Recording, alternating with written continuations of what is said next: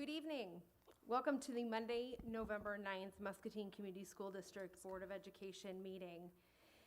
We will start off our meeting by asking, Madam Secretary, would you take roll and help us determine a quorum, please? You bet. Director Cooney? Here. DeBee? Here. Dravall? Here. Finn? Here. McCarter? Here. Is Toby here? Oh, sorry. Yep. What's up? Okay, great. Director Morgan? Here. And Director Scher? Here. A quorum is present. Thank you. You will see this evening that there are a few of us that are virtual, so we will work our way through that. If you hear a slight delay, we may be working with each other to make sure we can all be heard. As we have been doing in the recent months, our pledge tonight will be led by, we were lucky enough to have Lynn Hines' first grade classroom from Jefferson is going to lead us in tonight's pledge. So I would ask that you all stand and we'll let them start us off.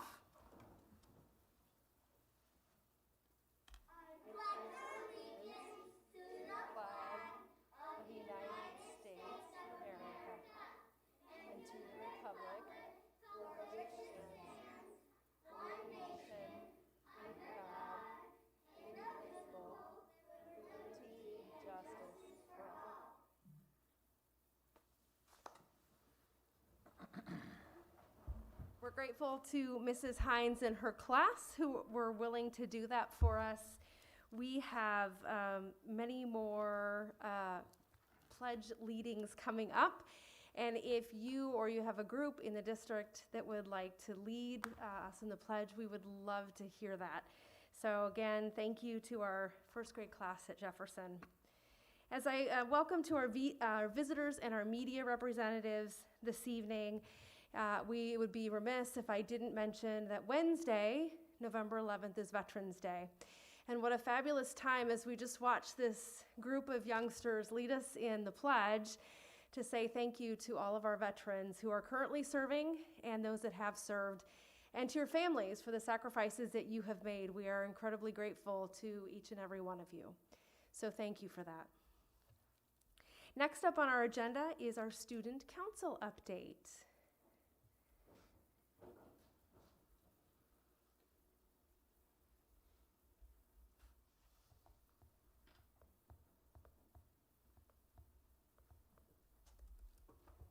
Hello. For Student Council, we are currently continuing to evaluate Student Council events based on the changing circumstances regarding COVID guidelines.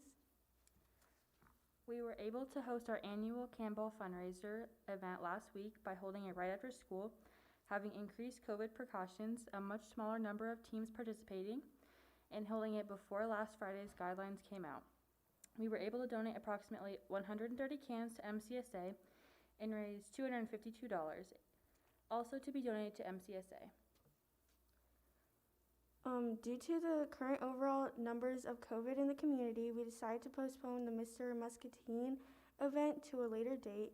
We're also currently reevaluating our options for what we can do for Happiness Week, which is held in December, and our other events in the early spring. We will make sure to notify the board of any plans that will be made. Thank you. Ladies, thank you for that update and thank you for the hard work of the Student Council. We certainly know that you've not had a normal year, so we appreciate your flexibility, and we are sad with you for the events that you are either not getting to do exactly as you had planned or pushing off, but we thank you for being flexible and continuing to work through. So, and thank you for coming tonight. The next portion of our agenda is the Citizen Speaks portion. This is the portion where if we have anyone in the audience that would like to address the board, this is your opportunity to do that. We do ask that you limit your comments to 3 minutes and state your name and address for our board secretary. All right, so no one for Citizen Speaks. The next agenda item is this is action and possible items. The following items are considered to be routine by the Board of Education and will be enacted by one motion. There will be no separate discussion of these items unless a director so requests, in which event the item will be removed from the consent agenda and considered in its normal sequence from the agenda. Those items are our minutes from October 12th and October 26th and bills and claims. What are the wishes of the board? I'll make a motion to approve. Is there a second? Second. It's been moved and seconded to approve the consent agenda as presented. Is there any discussion? Hearing none, all those in favor, please signify by saying aye. Aye. And opposed? And the motion carries. The next item on our agenda is the third and final reading of the policy 201.8. This is for student school board representatives. What are the wishes of the board? I'd like to make the motion to approve the final reading on policy 201.8, student school board representation. I'll second that. It's been moved and seconded to approve the third and final reading of the policy for a student school board representative. Easy for me to say. Is there any discussion? Hearing none, all those in favor, please signify by saying aye. Aye. And opposed? And the motion carries. As it is the beginning of our year, if you will, as a board, tonight is one of the nights, this night in November, that we traditionally have 2 meetings. So we talk about this being our regular meeting of the retiring board, in which I will be asking for a motion to adjourn. And then we will begin our second meeting, and there will be a reorganizational meeting, and our board secretary will actually kick that off for us. So the shortest meeting in history, I would entertain a motion to adjourn. I'll make the motion to adjourn. And is there a second? Second. It's been moved and seconded to adjourn. Is there any discussion? Was that Director Finn that seconded? Director Morgan. Morgan, okay, thank you. I'm having a hard time hearing who's making motions for some reason, so if you don't mind maybe giving me your name, that would be really helpful. Okay. And Director Schur made the motion. Good on that? Okay. I did catch that. Yep, thank you. All right. Any discussion? Hearing none, all those in favor, please signify by saying aye. Aye. And opposed? And the motion carries. Madam Secretary, I will let you grab your breath and re-ink your pen or keyboard, as the case may be, and turn it over to you. Great. Good evening, everyone. Thank you for accommodating me virtually tonight. It's crazy times we live in. I would like to call the annual organizational meeting to order.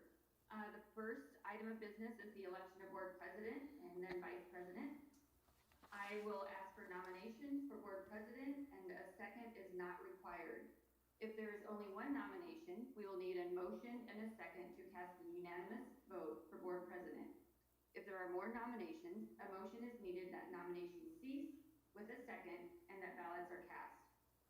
I will then administer the oath of office to the board president and turn the meeting over to the president for the election of the vice president. The process for electing the vice president is the same. The president or myself will then administer the oath of office to the vice president.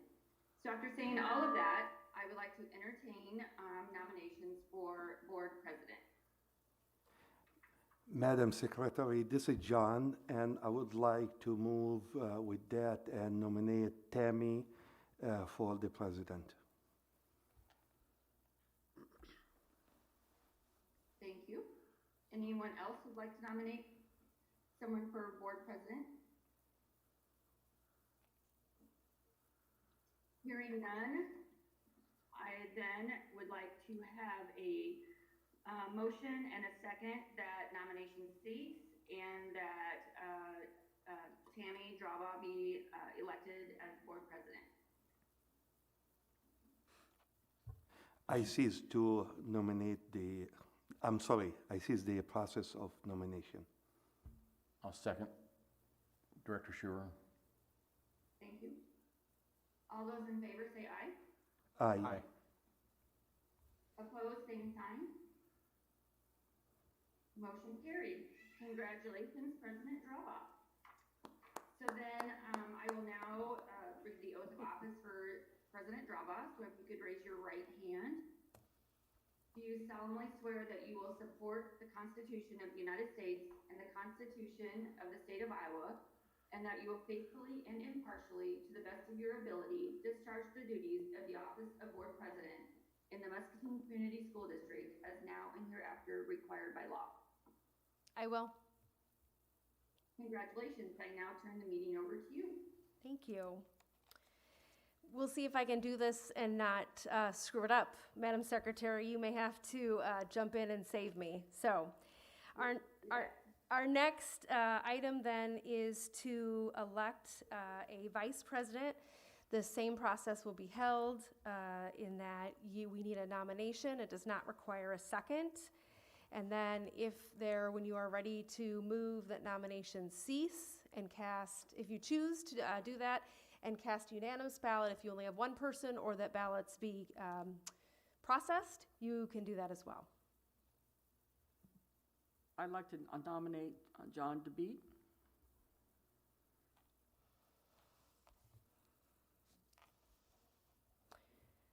Are there any other nominations?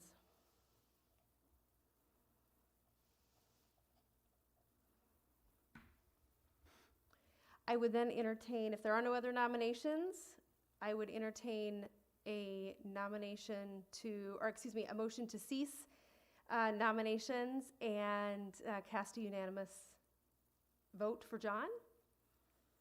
I'll make the motion to have the nomination cease. I'll second. This is Aaron. That was Director Scher and Director Aaron. Director Finn, sorry. I said Aaron. I can't write and talk at the same time. I said Aaron. The motion on the floor then is to cast, your vote would be to put Director DeBeat in as our vice president. All those in favor, please signify by saying aye. Aye. And opposed? Director DeBeat, congratulations. Thank you. Madam Secretary, would you be willing to administer the oath, because I think you have the verbiage? I would be honored. So, Vice President DeBeat, if you'd raise your right hand. Do you solemnly swear that you will support the Constitution of the United States and the Constitution of the State of Iowa, and that you will faithfully and impartially, to the best of your ability, discharge the duties of the office of Board Vice President in the Muscatine Community School District as now and hereafter required by law? I will. Congratulations. Thank you. Thank you, Madam Secretary. Following then on our responsibilities for our annual meeting, the next item of business is to transact the following annual business as prescribed by law. This can be done in one motion, or we can do this individually. Those items include appointing Lisa Mosier-Bunn as board secretary, appointing Tom Anderson as board treasurer, designating First National Bank, CBI Bank and Trust, Community Bank, all of Muscatine, as the official depositories of district funds in the amount of $15 million each. Appoint Stanley, Landy, and Hunter, Allers Law Firm, and, that's two different law firms. Appoint Stanley, Landy, and Hunter, Allers Law Firm, and Lynch Dallas PC as counsels to represent the school district in legal matters on a time basis. Designate the Muscatine Journal as the publication of record, and approve the statement of board's review and support, which includes discipline policies, co-curricular and extracurricular programs. What are the wishes of the board?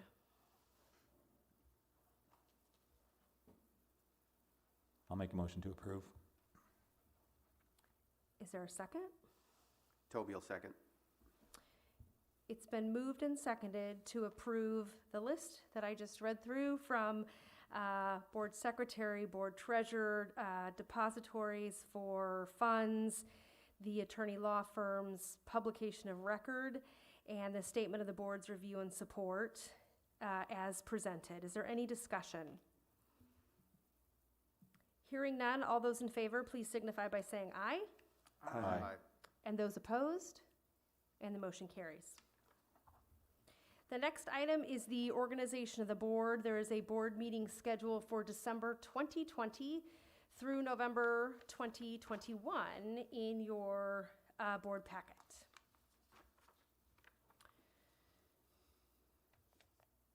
Madam Secretary, we don't need to approve that because that's outlined as part of policy, correct?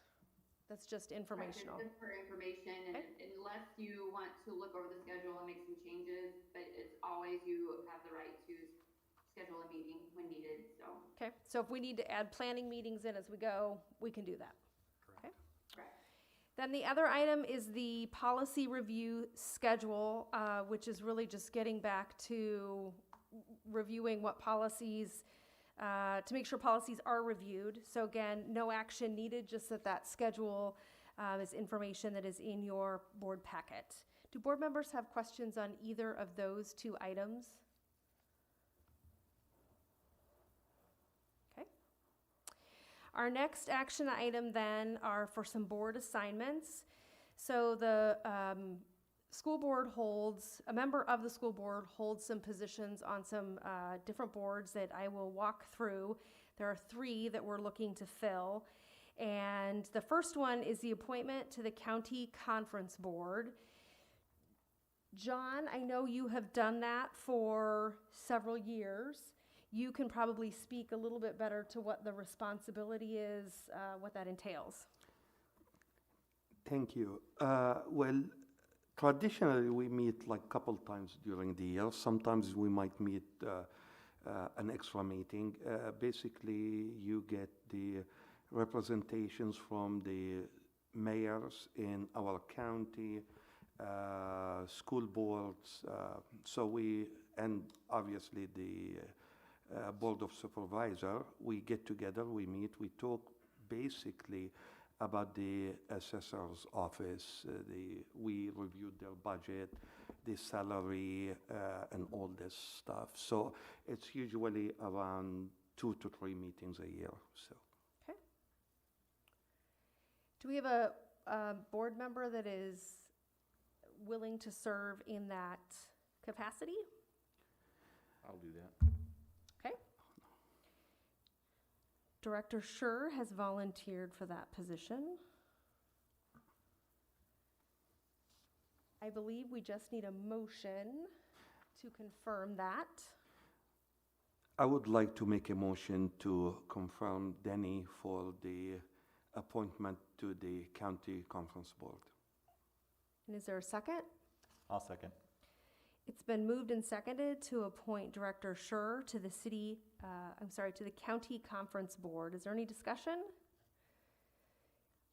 Hearing none, all those in favor, please signify by saying aye. Aye. And opposed?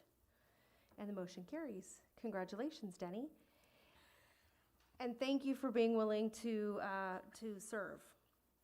The next appointment is to the Ag Learning Center Board. And Karen, I think you've done this, you did this last year, right? Yes. Okay. Can you tell me roughly, or can you share do you all meet once a month? Originally, it was once a month. With COVID happening, that became less frequent.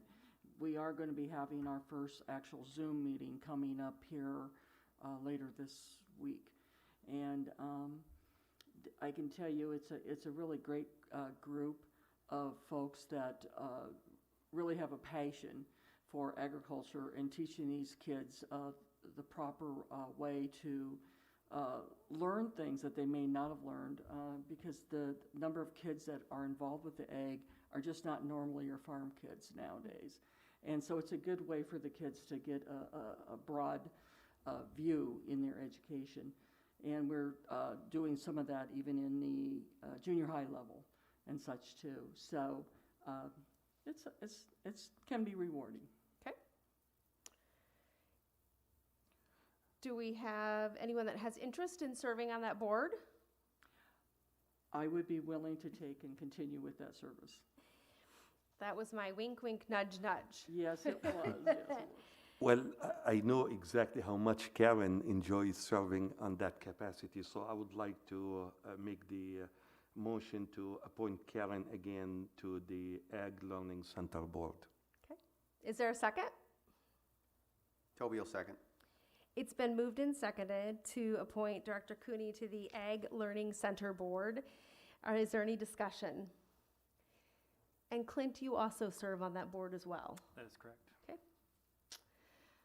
All right, if there's no discussion, all those in favor, please signify by saying aye. Aye. And opposed? And the motion carries. The next appointment that we need to do is to the Audit Committee. I have done this in the past several years and am happy to either continue to do it or happy to share that with someone else if they would like to do that. Tom really does all the heavy lifting on that, and he just has told me in the past when I need to show up and where I need to be. We have a great group of community members that oversee that, will review the audit after the auditors have been in, and they also have done the heavy lifting. I always say they're the experts. Tom, I'm sure that's not as eloquent as you would describe the work. You did a great job describing that. It's perfect. Is there anyone that would like to serve on the Audit Committee? Well, I think it's given to keep that responsibility for you, Tammy, so. I'll make the motion. It's Mike, I'll second. It's been moved and seconded to put Tammy Drava into the Audit Committee. Is there any discussion? You can't tell when people are smiling behind their masks. I can see it by your eyes, all of you that were, All right, all those in favor, please signify by saying aye. Aye. And opposed? And the motion carries. All right, thank you for hanging with me while we got our housekeeping, so to speak, taken care of for the year. Next on our agenda is where the real work starts. It is our board targets and goals, and our first board target is students will graduate prepared for post-secondary options. Our second goal, and the first stop that we'll make tonight to discuss, is Muscatine schools will utilize resources effectively and equitably. And Clint, I think you have an update for us on the community stadium project.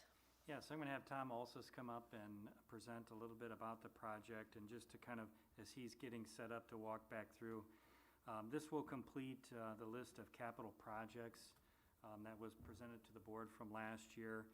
The other project in that would be the fine arts renovation at the high school. Both of those pieces were kind of put on pause last year as COVID got going.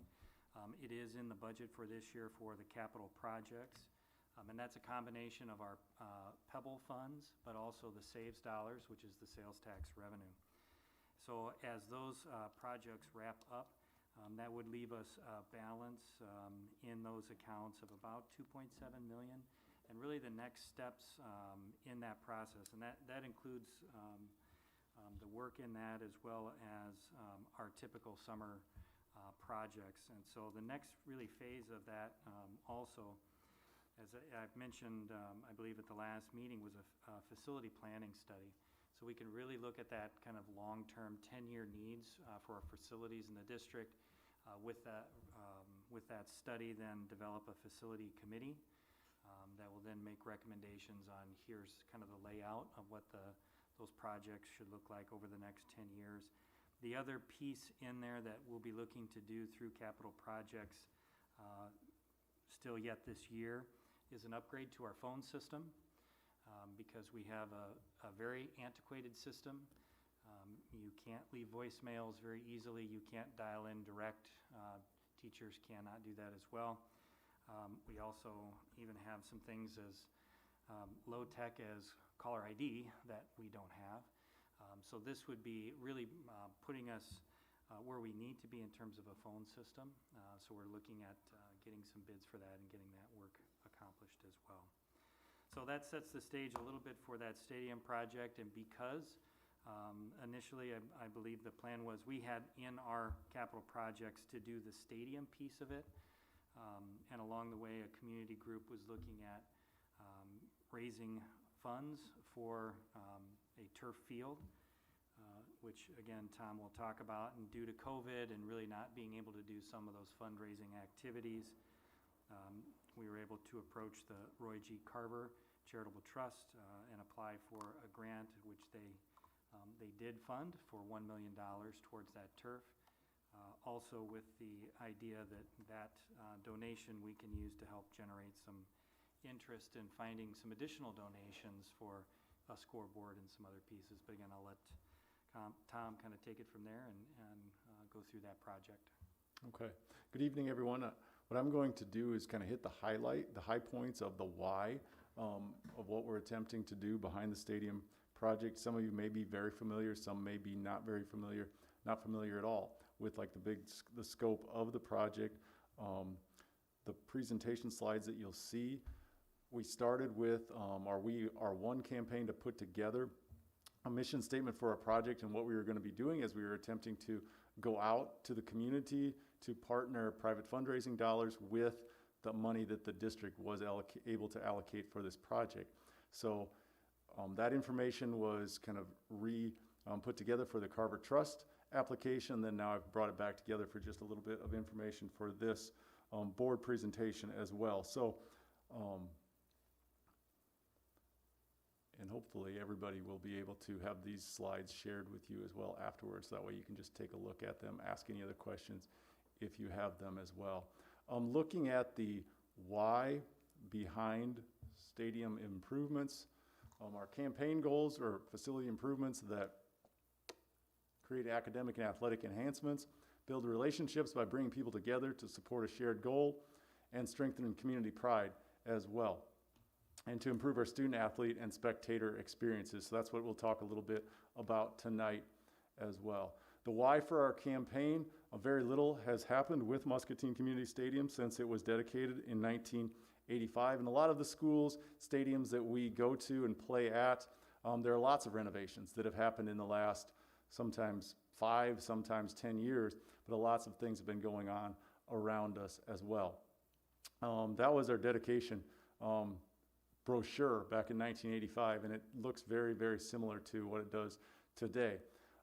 In our project, we highlighted some of the what things look like right now, as well as what some of our other schools that are similar to Muscatine look like as well, and things that Clinton, for example, has been able to do, Ottumwa, Burlington, many of the other places that we see. Muscatine Community Stadium, this is a key component, something I'd like to stress as well tonight, is this stadium improvement project is not just about 4 or 5 football games on Friday nights. Because for us in Muscatine, there are 3rd grade football players that are playing on our stadium field, and there are seniors in high school, 12th grade football players. So really all levels of football between 3rd grade and 12th grade are played. We play a lot of 7th and 8th grade games now at our stadium, as well as all of our high school games. The Pride of the Muskies Marching Band also currently hosts 1 to 2 marching band contests on it every year in a non-COVID year. In 2018, as many of you know, the Marching Band Festival, the Muskie Invite, was canceled due to the condition of the field because of heavy rains the night before the contest was supposed to take place. The stadium also hosts 5 or 6 track meets every year at the high school, junior high, and elementary school levels.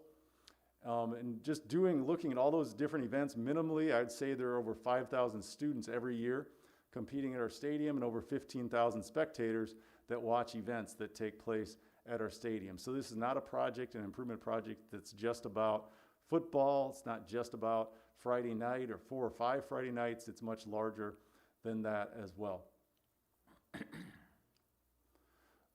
Inside the building, when we talk about fine arts improvements, science wing, the Van Heck Center, its impact on physical education, and then outside of their stadium, there are a lot of improvements, academic improvements that take place as we continue to improve our facilities. New learning spaces give us greater flexibility for both our inside the building programs and outside the buildings. That's connected to what we hope to do with our stadium improvements as well, for our physical education program, for our marching band and fine arts, and the different things that we'll be able to do. Relationship improvements benefiting students as well as members of the community in a variety of ways. One of the very, very important parts of the renovation of our stadium plan relate to improved accessibility and safety for our patrons and our students. New walkways, bleachers, track and long jump areas, and stadium playing service will provide a much more pleasurable and safe experience for everyone. One of the great improvements to our bleacher renovations that we want to do will improve and increase ADA accessible seating for our patrons as well. So that's something that'll be built into the new bleachers. Community impact. Muscatine community and Muscatine schools work together to ensure the future success of each other. And these new and improved facilities and improvements are a great recruiting tool for our community. And I think that's important as part of the big picture for all of us. We were able to, and hopefully all of you had a chance at some point during the fall to see to come out to the stadium, either for a Friday night event or just on your own, to see what the new improvements look like on phase one with that starts with the storm shelter building that was required, but then also how that has created new restrooms, concession stands, and then entrances and ticket booths to our stadium.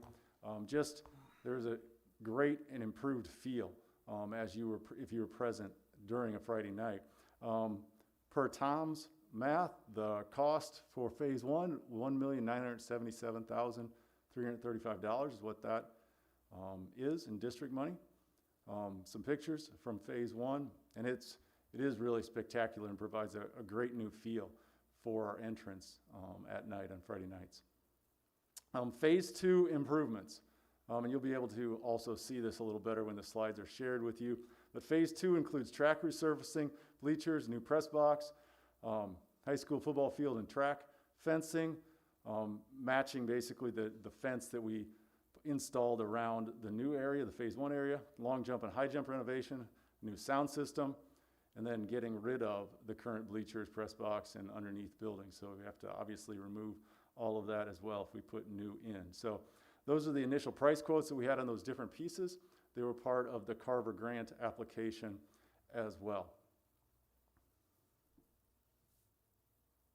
What our vision, what our hope to do, this was an original rendering of field and bleachers. Let's keep in mind that is just a rendering. Nothing's been committed yet in regards to final plans. Originally, like our plan for private fundraising was based around raising enough money for replacing the grass field with artificial turf and then also putting in a new scoreboard. So that part of improvements would be done separate from district committed money. Artificial turf, approximately $1 million, and that's what our Carver Trust application was written for. Why turf? I touched on just a little bit ago that our stadium, we play YSF, Youth Sports Foundation football, junior high and high school football games. There's a tremendous amount of wear on the playing surface with all of that action going on. Our marching band programs, we have 1 to 2 marching band contests per fall on our stadium playing surface. We cross our fingers, hoping that the weather will be good throughout the fall.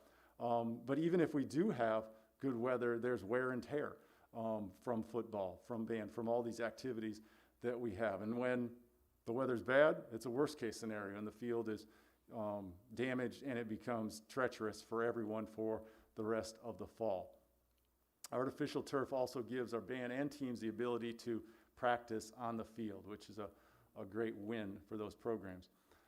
We eliminate certain costs when we move to an artificial surface. Costs for painting the field and mowing the field, for example, are eliminated. We need if we continue with a grass field, we need a new irrigation system underneath the field because of the age and what the current system is like.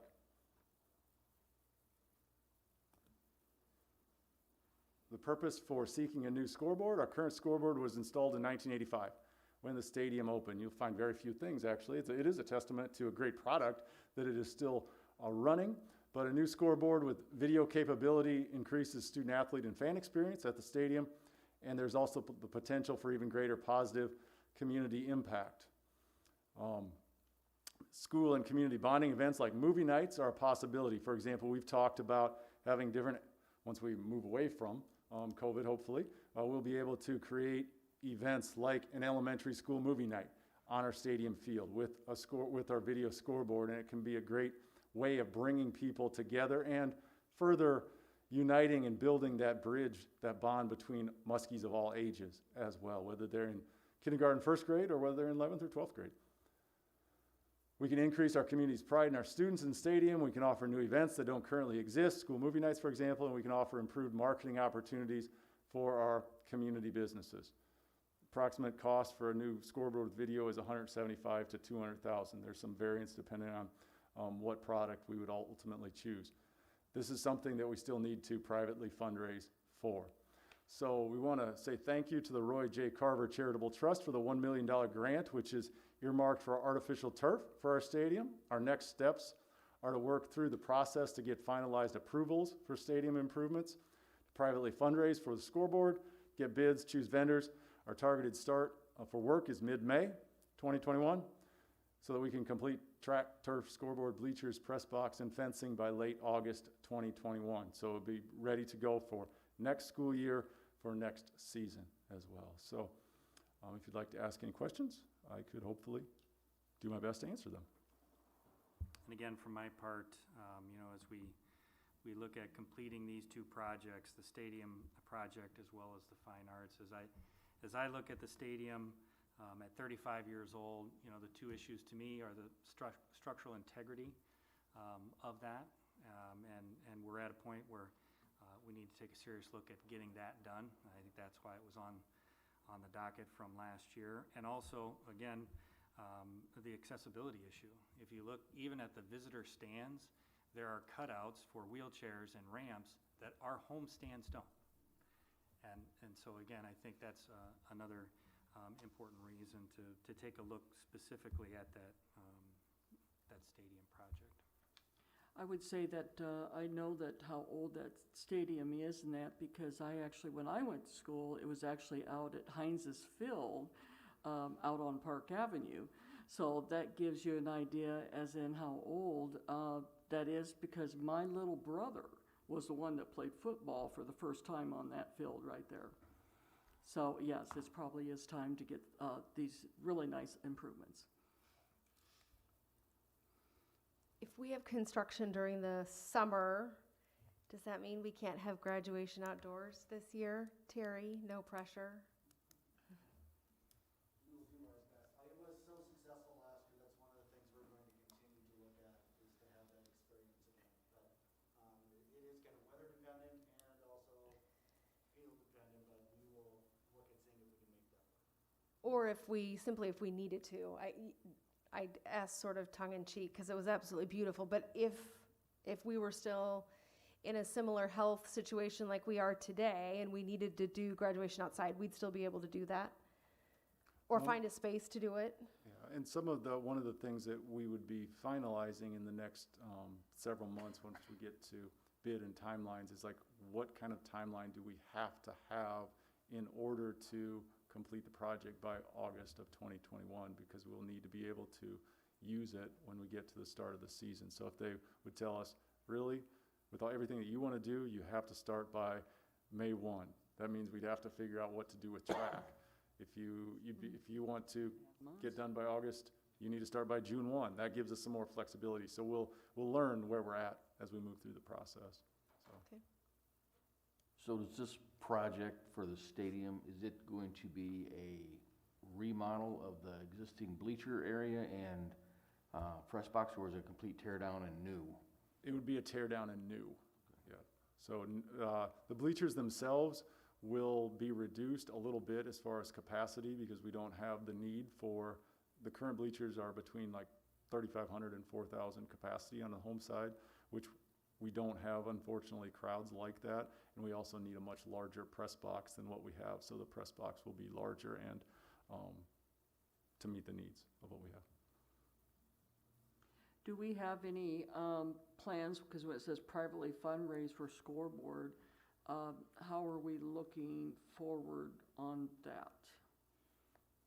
We have a committee that will be bringing back together, but we have some different businesses that will be targeted and putting together different packages and things that may interest businesses for certain levels of donation. That means you'd be able to be advertised in a certain way, or naming rights or whatever it may be. So some of the fundraising that gets done may end up coming back to the board to ultimately approve, to be okay with it, but that's a process we've been working on in the next couple months. So I think Mike brought it up before, the annual maintenance costs of the turf field. What is that, and how does that compare to our current maintenance costs for our current field?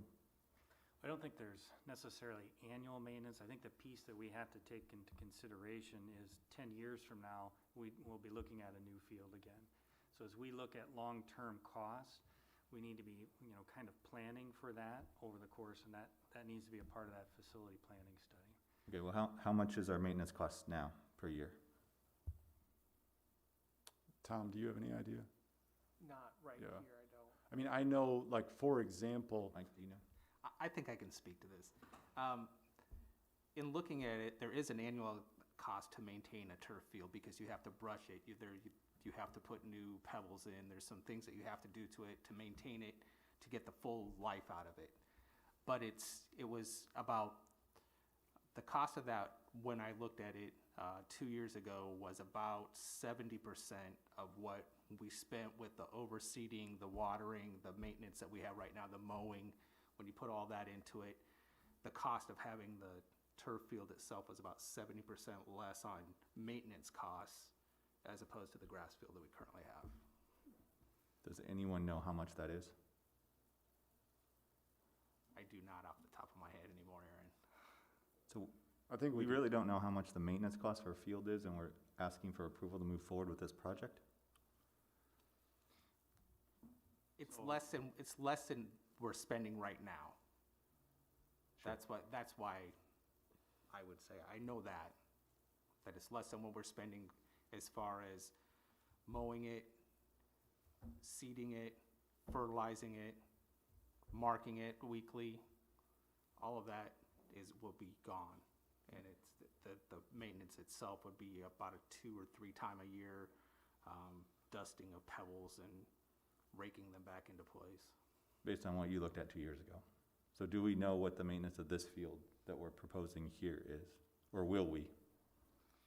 So again, we'll have to look at, I came out of a district with 2 turf fields because we had 2 high schools. We didn't do things to it every year. They just continue to play on it. But those are things we can certainly take a look at. I know we're also in a situation with the watering system. It's kind of at an age where it's going to need to be replaced too. So even if we stuck with a grass field, at some point we're going to have to put some money into that. Sure. That's what I'm trying to figure out. What do we spend now, and what are we planning on spending? And that would also include the replacement of the field would have to be accrued for, or some sort of mechanism for that as well, so. Well, because I was thinking along that line from, okay, if we save the money in the one spot, are we still budgeting that money for something else, or are we just keeping that amount down? it would seem wise in preparing for the future that once we go back and look at, okay, this is how much, this is what the dollar amount actually is for annual maintenance between the product, the time that we put into the current field, and what we know we would need to put in, whether we ultimately say we should budget, we should take all of that and save it each year for future costs down the road, or we say we want to keep a portion of that savings and budget it for 10 to 15 years down the road when we need to replace the field. So that's a budgeting piece for us to plan for. Then one more hard question. I noticed you mentioned recruiting tool. I've heard that a couple of times on this board for capital projects. How good has that happened from the Van Heck? How much recruiting have we had from the Van Heck Center or any of the other investments that we've made? What's our recruiting been? Or our recruiting success been? I wouldn't be able That to I can't speak tell on you. that. I don't know. Again, that was really that piece came out of the proposal from the community piece. And there was just enough components in there that, to kind of give you an overview of this project. I think they all help. It's like this, you know, the STEM wing. Do we know exactly how many students we're gonna draw from that? No. But our students are gonna get better use out of it. Our community's gonna get better use out of it. To me, that's the priority over necessarily it being a recruiting tool. Yeah, sure, we just use it each time to justify these investments and these things we're doing, and yet I don't see us having any impact on that. Whether that's through promotion or marketing, maybe with Tony here, that'll change as well, but either we need to literally make it a value to what we're doing, or we need to stop making it as justification for these projects if it's not doing anything. Well, I wouldn't say that would be the primary justification for it, though. No, and it's a justification that comes up on each one of these. There's one of the main ones for that Van Heck Center, I think. Well, I know that the Cedar Rapids Gazette rated stadiums throughout eastern Iowa, and we were rated the worst. We did, yeah, we finished 13th out of 13. Channel 8. Hopefully it would be a draw to get some of the 11,000 families that live outside the community, that work in the community but live outside the community. Hopefully it would be a draw to get some of those people back with their students. We've just said that each year for the last 3 or 4 years, and I'm just trying to understand if it's actually having an impact or Right, not. hopefully it would happen. So,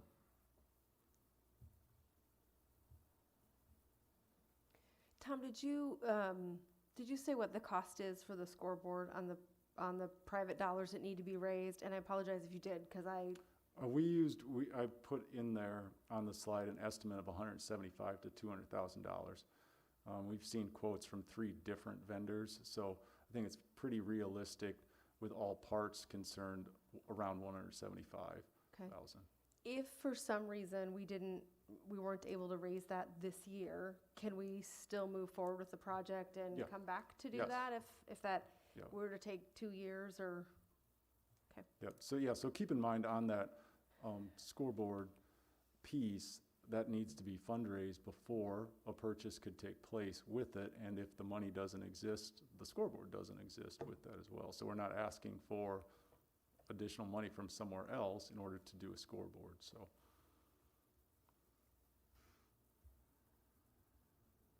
then the final thing for me is, I heard you, Clint, with this is the last sort of project in our phases before we go through this study. But how do we justify spending this money with COVID and budgets and everything that they are? What's our answer to the community about why this is the right time for this? Well, again, some of this goes back to that being presented last year and as a project that was to move forward.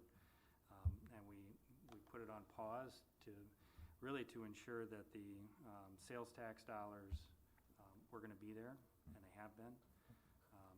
And so then that, as those dollars were solidified, it was, and especially with the fine arts process, I mean, we already had some successful bids on that. So those projects are moving forward, and then we move into the planning phase for projects yet to come. You mentioned about on the scoreboard that maybe part of it they could get some advertisement. So is that indicating that we would be using that scoreboard for advertisement for other folks and ask them to pay a rate to us? So right now, for example, if you've been to a football game or if you've been into our gymnasium for a basketball, volleyball game, or wrestling meet, you may have noticed in the gym there's a video board, and outside underneath the current scoreboard there's a scrolling sign which have advertisers on there. Those were originally installed, not sure which, they were installed in a couple different times, but that's advertising that was sold by a third party, by a separate business, and then the school receives money back for that, which helps to fund different things for the athletic and activities programs. This is the last year of that current agreement that exists. If we put in our own scoreboard with that video capability, one of the things that we plan to do is sell the advertising ourselves, so then we recoup 100% of the profits, as opposed to the company that does it right now, we get a maximum of 50% of the advertising revenue back. So one of the things we believe that we can do is, once we have the scoreboard, we'll be able to earn that money back and support programs as well. That's why, one of the reasons why we want to do it, why we seek to do it as well, so. If we bring that under our own roof, who would be responsible for seeking those advertising dollars? Would it be, or do we know yet? Or would it be you, would it be Tony? Do we, combination of both? Do we have an idea of what that would look like? We haven't worked out all the details yet on that, but for example, something that's similar but yet different is, for many years, we had a third party that sold the advertising packages for our different seasonal athletic programs. Last year was the first year where we took that back ourselves and did that as a business department and athletic department working together. So we were able to increase, it'll happen over time, but to increase our profit margin on that, since we weren't paying a third party. So we haven't figured out the details for selling scoreboard advertising, but it's something that we would, same idea. Okay, thank you.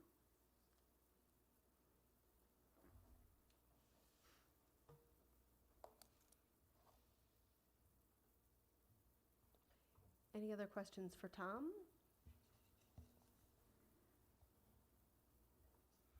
So we'll see this again when you are looking for bid approval, et cetera, Correct. to have a little bit of understanding of what costs look like and whatnot. And we do thank the Roy J. Carver Trust, Charitable Trust, for this amazing gift. It's incredibly generous, and we are grateful for that. So now the next piece is finding the right place where this fits in and et cetera. So, all right. Thanks, Tom. Thanks, Tom. That takes us to our third board target and goal, which is students will learn in a positive and supportive environment. And it takes us to our return to learn update. Well, I'm going to start off. It's been a busy day today. As we've continued to watch, and you're all aware of what our numbers have done in the county over the past couple of weeks. Just over the past 2 weeks, we've gone up 5% to where we were at this morning at 21.5%. And so I know, again, across the state of Iowa, 85% of counties are at 15% or higher. We have some over 40. We have one that's below 10, and it's at 8.8%. So this is something that's being felt across the state of Iowa. We've been watching it very closely, and I can say with all absolute respect for the staff and the work that they're doing, we have created safe environments in our schools, and I believe that 100%. Our staff has done a great job, as our kids and our staff are masking and as they work through the process of social distancing, and yet we've seen it continue to grow. In a conversation last week with some community leaders, and I think that conversation, it was the first time I was really hearing some of the strain on our healthcare system, not just here in Muscatine, but across the state, and the impact that is having. Also talking to a number of large employers who are saying the exact same things that I am, in terms of what we're finding is that transmission is occurring out in the community when people are getting together in small groups and maybe not always wearing their masks like they should. And so one of the things we've said from the beginning is, this is going to be a community effort, how long we stay face-to-face. And a lot of it will depend on how well we're able to staff our buildings. And so we've been watching that very carefully. And we've got a metric from the state that says you can begin to request it when it's between 15 to 20% and you have 10% absenteeism. And I think I even said to this group, if at the beginning of the year, if we hit those targets the way they're set, we're really talking about something very different at that point. And yet we're there. So what we've seen is more and more staff are either quarantined or out sick. That's the strain on the system in being able to find subs, and that's leveraging our instructional coaches, that's principals are covering classes, we're doing everything we can to keep things moving forward. So as we kind of shifted our focus to really looking at staffing levels, probably as the primary driver, there's not a specific number, but the comment to principals are, you need to let us know when you can't function the way you need to as a building. So this morning I talked with Principal Hoganson about what they're seeing at the high school. 25% of our instructional staff are out, on almost 25% of our non-instructional paras and support staff are out. So the impact that has, even in a hybrid model where we're reducing the number of students and spreading them out, we've got kids in the auditorium, we've got kids in the library, we've got kids in the cafeteria, just because we don't have enough physical staff to cover them. So this afternoon we did request from the state to move the high school to a virtual model that would start on Wednesday. The reason that we went with Wednesday partly is to give us, we got 48 hours to get approval from the state, so that kind of gives us some of that 48 hours of time. It also gives us some more time to communicate to our parents, our students, and our staff, make sure we're prepared when we get there on Wednesday. But it also, because of where we're at, when you go out 2 weeks from Wednesday, you're starting into Thanksgiving break. So it actually gives us a few more days to make sure our staff are coming off quarantine, are getting healthy, and then hopefully on November 30th, we're able to bring them back to more hybrid face-to-face learning. Because again, from the beginning, we've said we believe the best learning environment is face-to-face in our buildings. And again, but we have to be able to staff that efficiently in the process. So I wanted to talk a little bit about that, and Terry's here to answer some questions too that you might have. One of the pieces, and it's up here on the board, is the proposed schedule for that time. So essentially, periods are shortened to about 30 minutes. So that's 30 minutes of where kids are logging in face-to-face with the teacher in that instructional time. And then it leaves, towards the end of the day there, we have an extended Muskie time every day. And that's really to allow teachers to work with individual students, to work with small groups of students, also spend time, because essentially what they're doing is continuing to follow that A-B schedule so that when we come back from the virtual model, we can just move right into that. We're not trying to reconfigure each time. So it also gives them time to meet with some of those asynchronous kids, or those kids who would be their B day if it's an A day. And then some additional planning time for staff, because teaching virtually is not easier. It is harder. It is harder for teachers, and it is not the model that we want to be in. It's the model we have to be in because of staffing levels. So this is the information that's being shared with parents, and that teachers are kind of working their way through. So with that, I just want to open it up to some questions. I should also say along those lines, as we move into a virtual model, that means we no longer have practices and activities for the high school. It also means we've notified our community use groups and told them we are closing those down over the next 2 weeks. That's not just at the high school, that's kind of across the district, only because we are seeing such high community spread. So the more ways we can minimize some of those contacts in our buildings, the better.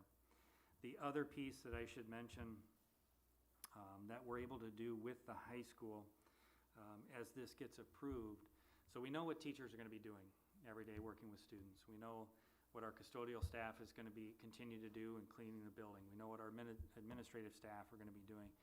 The big question is always what happens with our paraprofessionals, both for general ed classroom, but also some of those support staff throughout the building.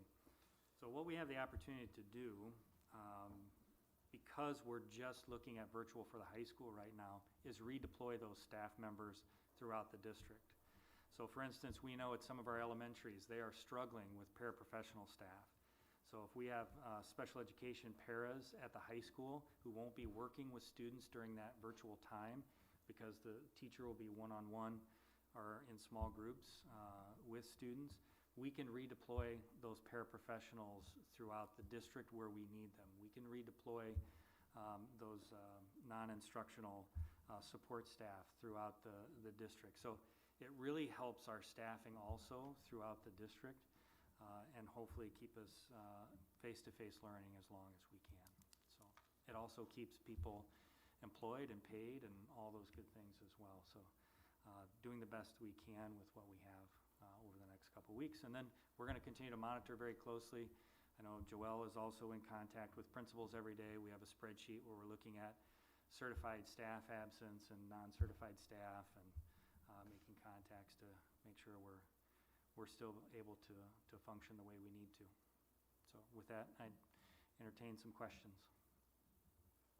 I do know that earlier tonight, I heard word that West Liberty is doing their whole school system. I do understand what you've said about that with our high school, but is there any way to be able to show us where's our middle school and the rest of the schools are at? Are we, I hate to say it this way, are we close to that for them too, or are we keeping at a level? Unfortunately, I'm going to tell you, Karen, that's a day-to-day decision. Yeah. So if I would have asked Terry on Saturday, how we doing, he would have said, pretty good. Yeah. And Monday morning, 10 additional staff are out. And now we've got to make some tough decisions. So we are going to have to watch that very closely and make those tough calls. The other thing I'll tell you, and the thing that we kind of wrestle with is, because we are at school, we're masking, social distancing, and hand washing, just like other places of employment, we're not seeing that transmission in school. So it's happening outside of the school building. So just putting kids at home isn't necessarily going to change what's happening with staff, right? So, again, that's why, Tony set up a conversation with Angela Johnson last week to talk about impact on healthcare, impact on the district, and we're sharing that information with our community partners as well, because that's again the situation that we're in now. Thank you, that's helpful. Clint, on this schedule, I know it's the early out schedule we'll be following for virtual, right? That's what you're recommending there, right? How much less time is that for the classes, and will they miss instruction? Will they get behind in instruction, or will they complete it all within this time that they should be? So that's the focus. Like typically in a regular classroom, you're not going to necessarily be teaching for a solid 50 minutes, right? You want that instructional block, and then you want kids, then they're going to go work, right? So that's the idea behind this, is really condensing that time that you're in front of students with the instructional components, and then having them continue to work kind of on their own. So the expectation is to get through everything that students would normally get through in this period of time. Yep. And I assume, just for clarification, I assume they will be conducting the instruction from the classroom, like the teachers? So they can, again, because it's virtual, they could do it from home or for school. Okay, so we have that. The issue is, it can't be an internet issue. So our buildings are going to remain open. They can come in and work in their classroom. When they are in their classroom, it's a self-contained environment. But again, they have the flexibility to work from home as well. Okay, thanks. Because you mentioned the 2-week, which is what we're, like CDC, we're talking about guidelines, it's just a 2-week break. But if transmission is coming from outside of school, are we monitoring? How are we going to know throughout those 2 weeks when we come back that Terry doesn't show up and we're going to have 15% more that were others? Good question. First of all, I'd say it's not a 2-week break. That we sorry. are continuing My to bad. deliver instruction. Yes, I get it. But 2 weeks is all we can ask for. Right. We can't get more than 2 weeks. Okay. That's the state criteria. So I think today, earlier, I saw East Moline, an elementary school, they're doing 3 weeks because they have the flexibility to do 3 weeks. We don't. So we can do 2 weeks, and that's what we're going to ask for. We're going to monitor, and again, a big component of that is going to be staffing. And as we come back, will we have staff available, and do we have staff at our other buildings available to run the way we need to? So we know We'll have some staff that'll cycle back in that time, so we should be looking significantly better at that point. But you're right, we'll continue to watch what's happening in the community, and if our rates in the community don't move down, we're gonna continue to struggle with this. Do we know if anybody has been required to go another 2 weeks in the state doing this, or? That I don't know. I think we'll see some additional requests as we move through these next couple of weeks. I know, again, as I talk to people, it's a staffing issue. That's, as West Liberty, as they're looking at it, that's a driver for them. And it'll be a driver for most districts right now. And Clint, how does this alleviate the staffing issue by going virtual? Are the teachers that are quarantining going to teach then? Correct. I see. And so essentially, if staff are well enough, they have to make that evaluation. If I'm well enough to teach, I'm going to teach. But do we know that that's the case, or could we still have a staffing issue if we even go virtual? We should be okay because we already have some teachers that are teaching virtually through the hybrid model now, and they'll continue to do that. And so, Will students, though, get moved to those classes, or will they keep their teacher? we already have some staff at the high school in the hybrid model that are teaching from, because they're in quarantine. Because they've had an exposure, they're teaching, and then we have, essentially what we're doing is using a paraprofessional to supervise the classroom while they're delivering instruction. So that they can continue to do that. But I see what you're saying, but they will be able to do that. And If they're quarantining without being sick, I can see that they could teach virtually. But if people get sick, if we had a number of people like sick where they couldn't teach, then we'd have to have some other conversations about how we do that. but at this time, we're not planning on that. And Students at should that keep their point- teacher. But then at that point, what you'd be looking at is probably expanding your virtual options and pushing more kids into fewer number of teachers. They'd have more responsibility for those students. Right, because right now, some of your virtual classes are at 35, and your in-class or face-to-face ones, I believe, are right around 20, maybe less. Or less. But it wouldn't be difficult to combine those if you had to. Correct. You could go from 3 to 2. We talked with our departments today about that exact situation, to make sure that if they had staff in their department that they felt weren't able to teach because they were sick, that we would be able to have them coordinate matching students up with other teachers in that area so that they could sort of alleviate that load and be able to manage that. So we thought of that because we saw that as a potential concern.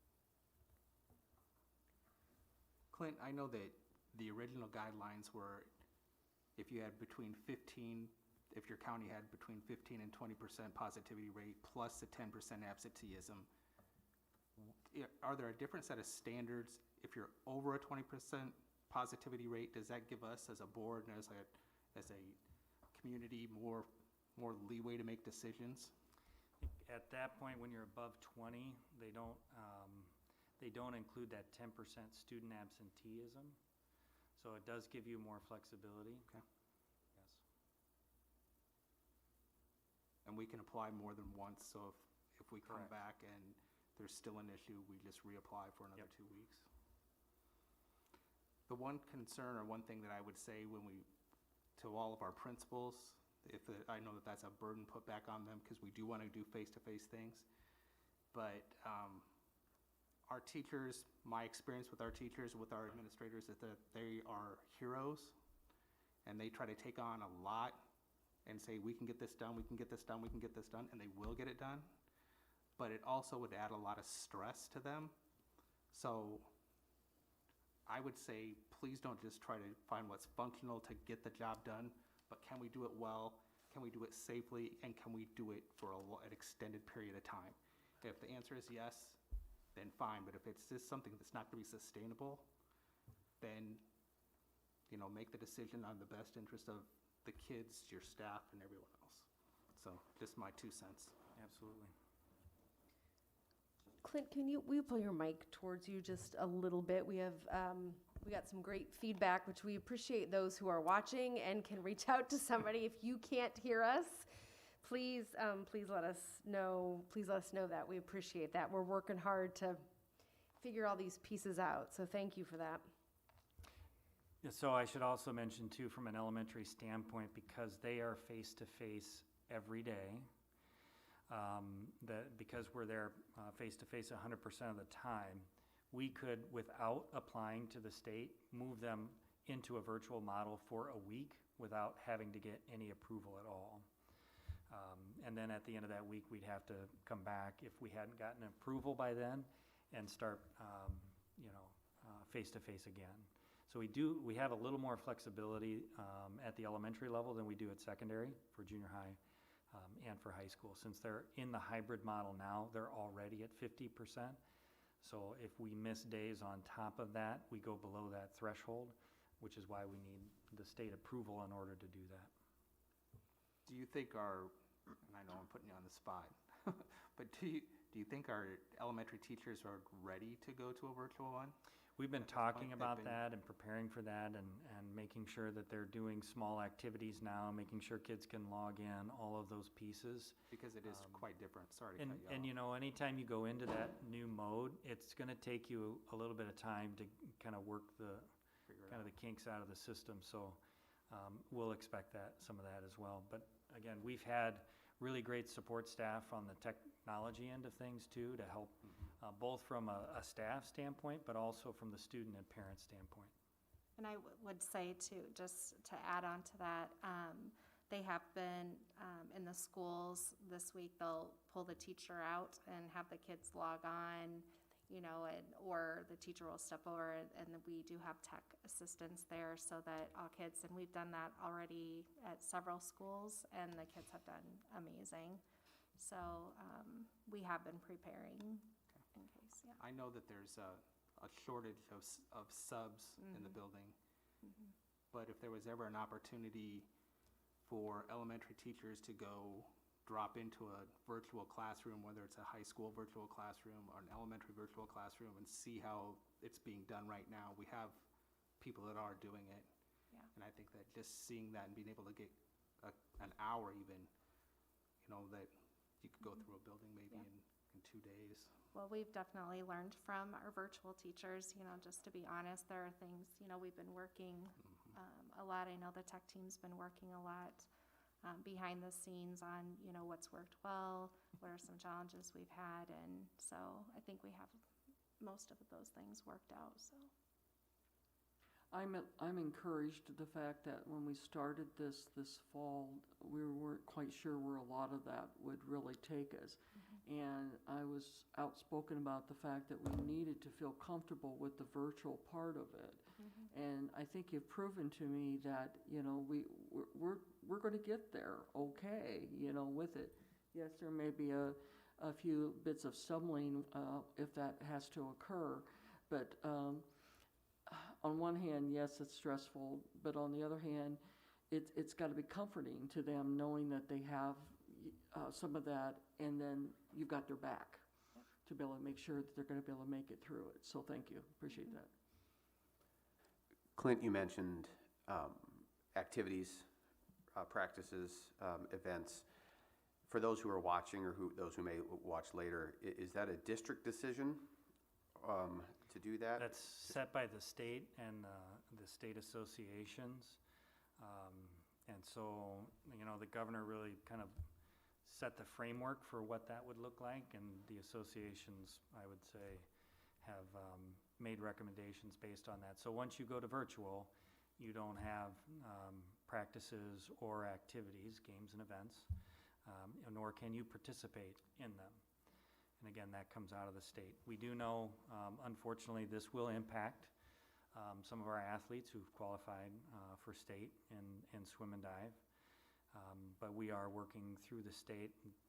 There's been some conversation, there might be the option for a waiver because it's based on staff shortages, not on the positivity rate in the county. But I don't, I don't have that. I just know, and I feel terrible, for those athletes who've dedicated a lot of time for that. but that's the reality of what we're dealing with now. We have to be able to staff our buildings. And we're not gonna get through the week unless we do this, so. Thank you. Clint, I would like to go back to this early out schedule for the high school. I know now we are trying to cut the instruction time to, let's say, half hour. But the time, the difference between the instruction time and the regular class time, are we going to give the students some work to do on their own while they are home, or is that time we're not going to consider during these 2 weeks? So that's part of what, again, they'll have the rest of that day, and then they'll have the next day, which would be their kind of asynchronous day to do that work. Then they would be back, period by period, the following day. So they're gonna follow that AB schedule. And again, that instructional time will set the stage for that. The difference being actually virtual is they would have some opportunity to engage with students on that off day about things that they're struggling with, questions that they have. So, I do think that will be a helpful model for hybrid learners that are now kind of in that virtual mode to get some additional support. Okay, thank you. And you can correct me if I'm wrong on this, and maybe I am, but when we started the year, how difficult it was going to be, we asked all of our teachers to identify the priority standards in their classes and their coursework, which is basically what are the 10 to 15 concepts that you're going to cover for the year, correct? Then you're going to guarantee that every single kid gets those, every single one of them. Some of those kids are already going to have it. What I'm seeing right here personally is I look at this and I say, okay, you've given new information. If I got it, I don't need any help. But you provided the opportunity at the end of the day that if I didn't get that I can reach back out, or the teacher can reach back out and say, meet with me. So what we're really trying to make sure that we get done is teach those priority standards so we don't cheat any of our kids. Because that's what has to be done. That's what we are guaranteeing that every single kid gets. At least that's my take on it, and I see that provide that, so.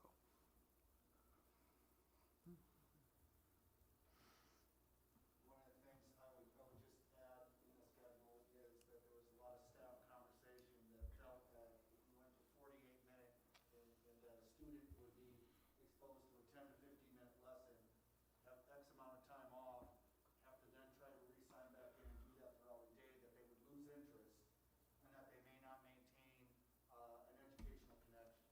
So by compacting the day somewhat in that way and still giving this latitude at the end, that we would provide students with clearer connector points for them throughout their instructional day.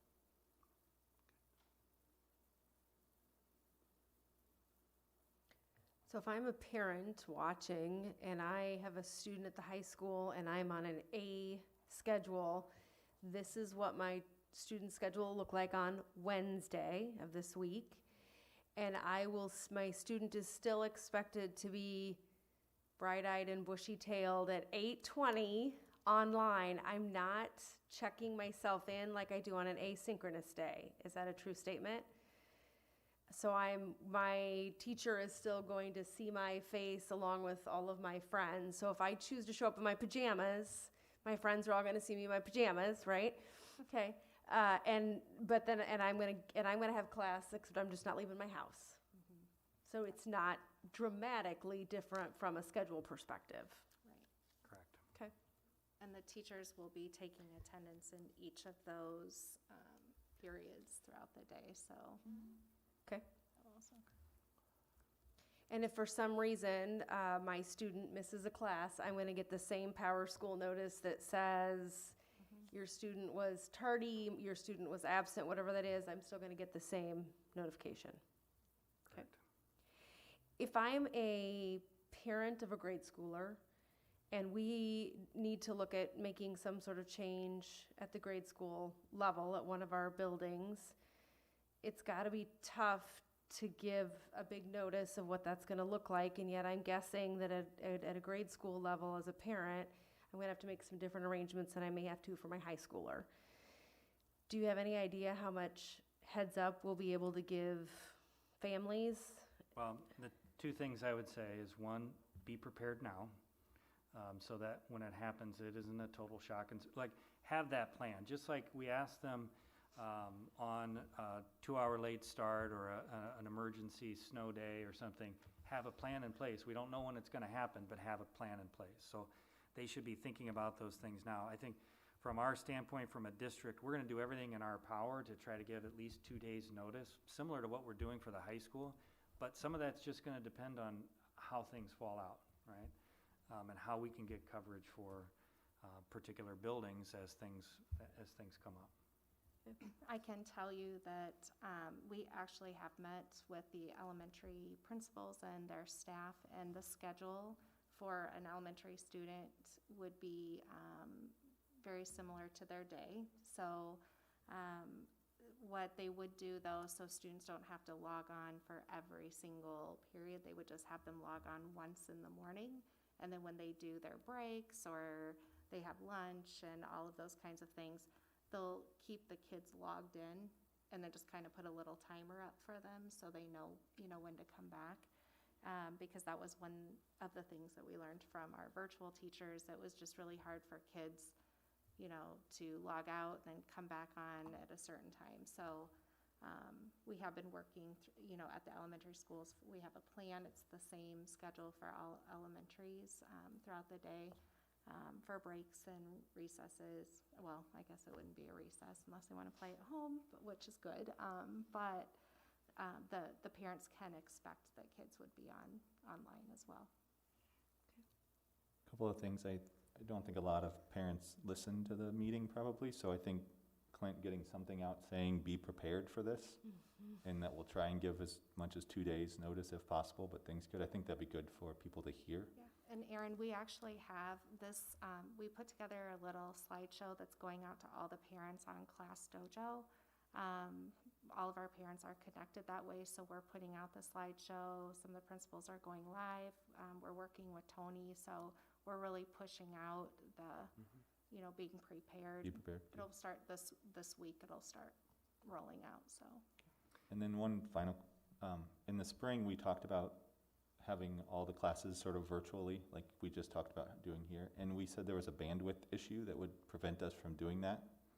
Has that bandwidth issue been fixed, or how are we going to have all these classes streaming all at the same time with all the students in the community? I didn't think that was possible in the spring when we talked about it. If our whole district went virtual or just schools? Yeah. Well, I think we mentioned it at the high school that it couldn't be virtual because the bandwidth at the high school wasn't enough or whatever. As I peek around the corner, I'll use your microphone without getting too close. So I would say, no, it has not changed, but we are way more educated about it now than we were back then. Since we've seen quite a bit of that already happening throughout at the high school and so forth, I think we just feel a lot more confident, especially with the idea that it's just teachers and single connections and not necessarily students at the same time. Yeah.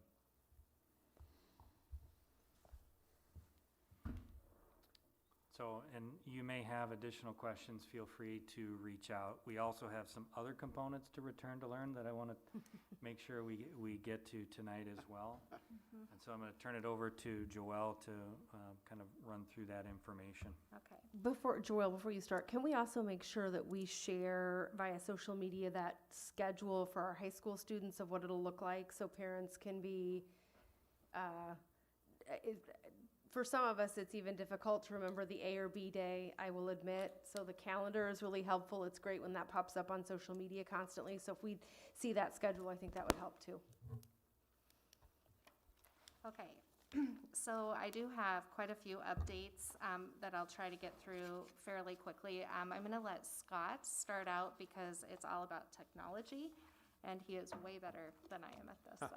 So we wanted to give you a quick update on internet access and how that is impacted and what measures we've taken to try to alleviate that concern. Just like we spoke about back in August and before that, we met with MPNW and we worked with them to create a partnership that's worked out really well. I just spoke with them, a couple of their representatives this last week, and they indicated that they had just been in a conference. And as part of that conference, they received instruction and recommendations and tips on how they can provide service to their communities. They were very excited, or at least felt like that they had reached or hit those milestones that they were being told about already with working through the district. So basically, we offer families two options. We give them a partnership with MPNW where they get a Wi-Fi access point in their home, or if they live outside of MPNW's business service area, then they can get a cellular hotspot.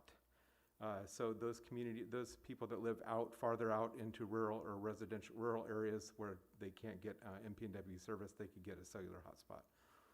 So currently, according to MPNW, they have 65 families who are current customers through the MCSD Wi-Fi partnership. That number has fluctuated a little bit as we've had some students come into the program and then go back off of the program and to rejoin the hybrid program, et cetera. So 65 families using MPNW Wi-Fi, and then on our cellular hotspots, we have 100 of them, and we currently have 44 of them as of today. So when we look at things like the high school going all virtual, one of the things we want to do is make sure that students that need access know what options they have available to them. So we're still working with families to try to educate them and make them aware of the options that MPNW has. So if you're a family that needs assistance, you're going to reach out to your teacher, your building where your student goes to. They're going to put you on in Power School, and they're going to designate that you've reached out to them. We're going to take that information, update a spreadsheet that we collaborate with MPNW's help desk with, so that and after that, the family's going to call the help desk or the service center at MPNW, and MPNW will schedule a time for them. They're currently at 2 weeks. So obviously, if you're a family that is not getting their service right now and you want it, and with Wednesday in mind, then that's probably not going to be a realistic option. But for you, we're going to be able to, as long as we have supplies, which we have no reason to believe at this point we won't, we're going to be able to offer that family a cellular hotspot to get them, like a bridge device, to get them to the point where MPNW offers the service in their home. And we've done that for a few families already, like families that will move across town. So they need 2 weeks before they'll get that MPNW service turned up. We've been able to give them a hotspot to get them through. Any questions about internet access?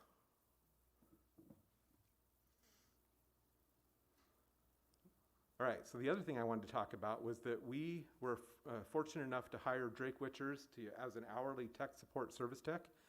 The goal with Drake was that we needed ability to be able to work with families, especially parents and students, that are at home in the virtual program. Because if you can imagine this, if it's in the middle of a school day and you have a student who's online and they get kicked out or their internet drops, it's very difficult for a virtual teacher to stop what they're doing and try to look at Class Dojo or to answer a phone call to work with that mom or dad or that student to find out why they can't get back into the class. So Drake has been an amazing asset. So basically, parents and students can call him.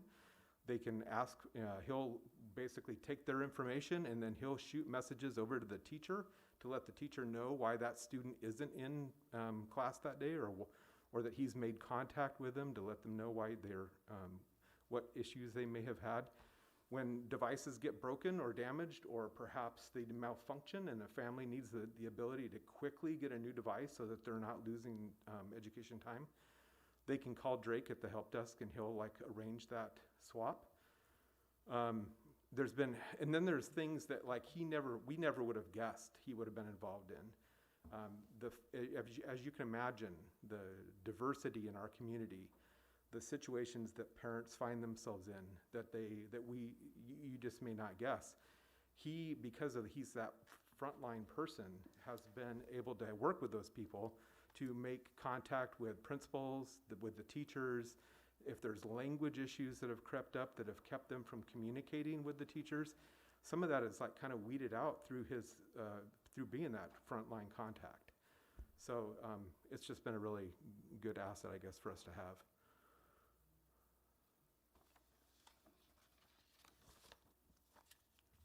Does Any other anyone questions? have any questions for Scott? Thank you.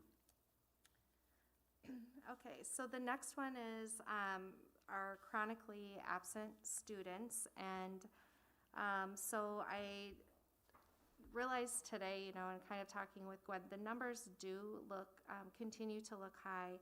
I wanted to make sure that because of this, the way that we're showing this data, thank you, this is week by week.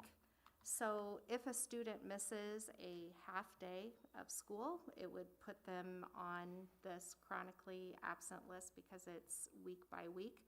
So at our next board meeting, I will present not only week by week, but I will also give you a cumulative absent rate so that you can see over time, what that looks like.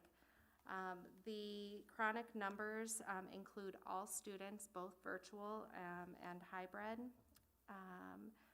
Any students, of course, who've missed 10% or more, which does include COVID codes, would be on this list. So that is where we stand right now.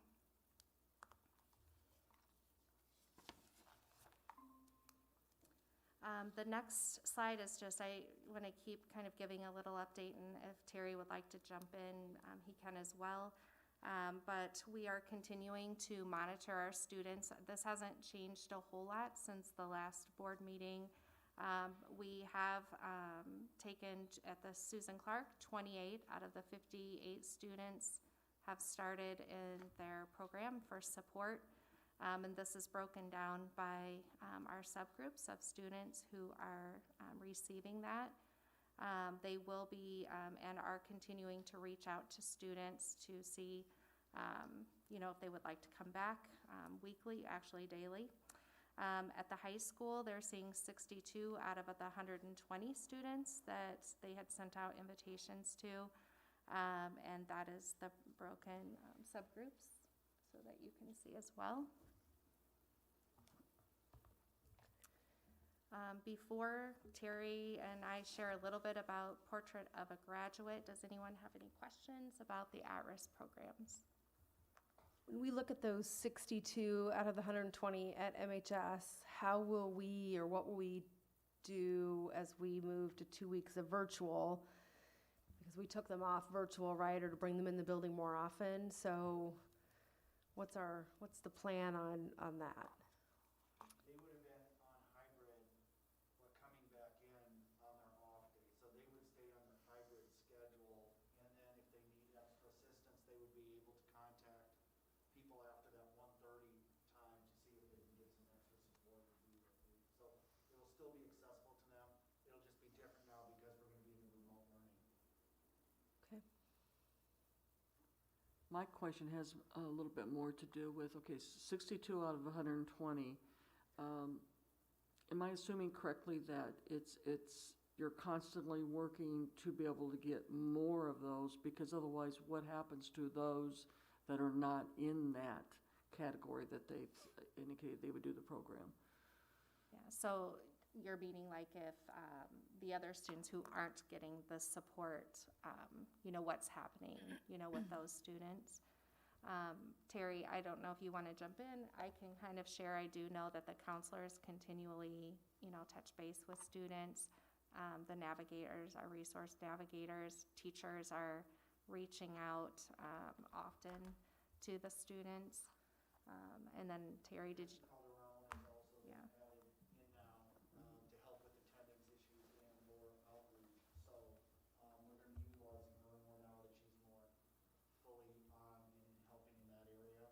I know they went out on some home visits today to try to encourage. So we'll keep the line in the water, keep trying to reel them in, because we know that as time goes on, we need to continue to get as many of those kids as much support as possible.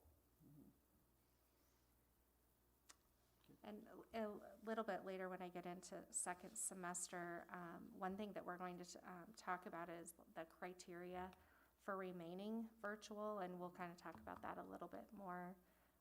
As we've kind of gone through this first trial, there are some things that we'd like to put in place as administrative team to help support our kids more. So. All right, thank you. Joelle, on the chronically absent Yep. weeks, do we think that's having an impact on the students' learning? I just remember us talking about 10%, meaning they miss almost an entire year of learning, and we're at 25%. So are we having that much negative impact on learning with those numbers, or is it am I reading that the wrong way, or? Yeah. Well, I think anytime kids aren't in school, it has an impact on learning. I mean, that's, research-based. So I do know that when kids are quarantined, one thing that we are really, in the beginning, I think as we evolve this year, we're always learning, better ways to do things, of course. But one thing that we've been doing, where if kids were quarantined, they might have just sent work home with them, for example. Now, many of the teachers are bringing kids through Google Meet into their classroom just so they can hear the instruction, and the kids want to be still apart. So that's one thing that we're doing. I would say there's been a lot of meetings held between families and principals and counselors, and we're really trying to work with families to meet their needs. But yeah, we definitely, if kids aren't sick, we really need them at school. And I think that's, one of those challenges. Sometimes parents get fearful of them coming, and obviously we know, like with Terry, what he's saying, we have to keep kids connected and engaged because that's so critical. So we are reaching out, and, of course we want parents to reach out to the school as well, if they have any kind of problems. But yeah, I think we all know it has to impact their learning when they're not there. I think I'm concerned, like just by looking at this, the attendance percentages. I know it's relatively speaking, it's very high to almost every building, but in particular the Susan Clark Junior High School, I mean the rate or the percentages is extremely high. Do we know if there are other factors that leads to missing the school beside, the COVID-19? Yeah, well, we do know, so a student, because this is week by week, if a student misses a half day, they're automatically counted in this percent, or, as a number of chronically absent student. So one thing we know for a fact at Susan Clark, kids, no matter what, they just forget to check in. And I know, Ms. Fridley and Mr. Nienhaus and the counselor, they call them down, check in with them. We do know at the junior high level that is one big issue. But, I think if we would break down each of these codes, which I could do to kind of see exactly, and we have done that, in the past, and when we're in attendance teams, but I could break that down, just so we can look specifically at that if you would like that information. But. Thank you, yeah. Do we know how many days of school we've had so far? Roughly? Let's see, well, there'd be 45 would be the 10, first 15, quarter. 25, 30, 35-ish, 35, 40-ish, 40 maybe. There'd be 180 in a semester. We have how many days? A month left. My point is I'm seeing these percentages, but the reality is that we've probably been in school for about 70 days, maybe, I'm guessing. So we're talking about 12 weeks. Kids have missed 7 days or more. That's what that's saying, correct? Because 10% we're considering that chronic. 10% of the days that we've Yeah, had we've been in available. school, so we just had 12 weeks. It's probably been, 13 weeks, Becky, do you think? So 13 weeks times. Thanks, Ryan. But even if it's 13 weeks, Yeah, 13 ish, times 5, either way, 65 days. So if they missed 6.5 days or forgot to check in 6.5 times, then they would be on this list. So seeing 40% looks like a huge number that they're missing. 40% of them are missing school every day, or they're chronically absent. But what we're really saying is that they've missed at least 6.5 days. So they missed a half a day that week, right? Or Yes. more, Yeah, yes. They're missing a half a day every other week, right? that week. Right. Yeah, this is by week. So if a Yeah. student missed a half of day in So any of those weeks, they would be 44% of missing. the Susan Clark Junior High students missed at least a half a day Yes, last week. yes. Correct. Yes, 44%. yes. But when you say 44% missed a half a day, it could be they forgot to check in. Sure, and that's why that But one's that's the probably codes, higher than the yeah. other, but that's, Yeah. yeah. Yeah, and that's why in the attendance teams, they're really breaking down by every single code, because it just, I mean, when there's so much variance in the school year with COVID and sick COVID and all these different codes, like, it's really, this is a number, but it's, really breaking it down by code, by student to kind of determine what really is happening with each student, so. But the question is, if a student forget to check in, don't we have a way to check them in when we know that they are there? Yes, So teachers can those check them in, but percentages, that means, should not reflect any of those who are not checking in if we are doing that.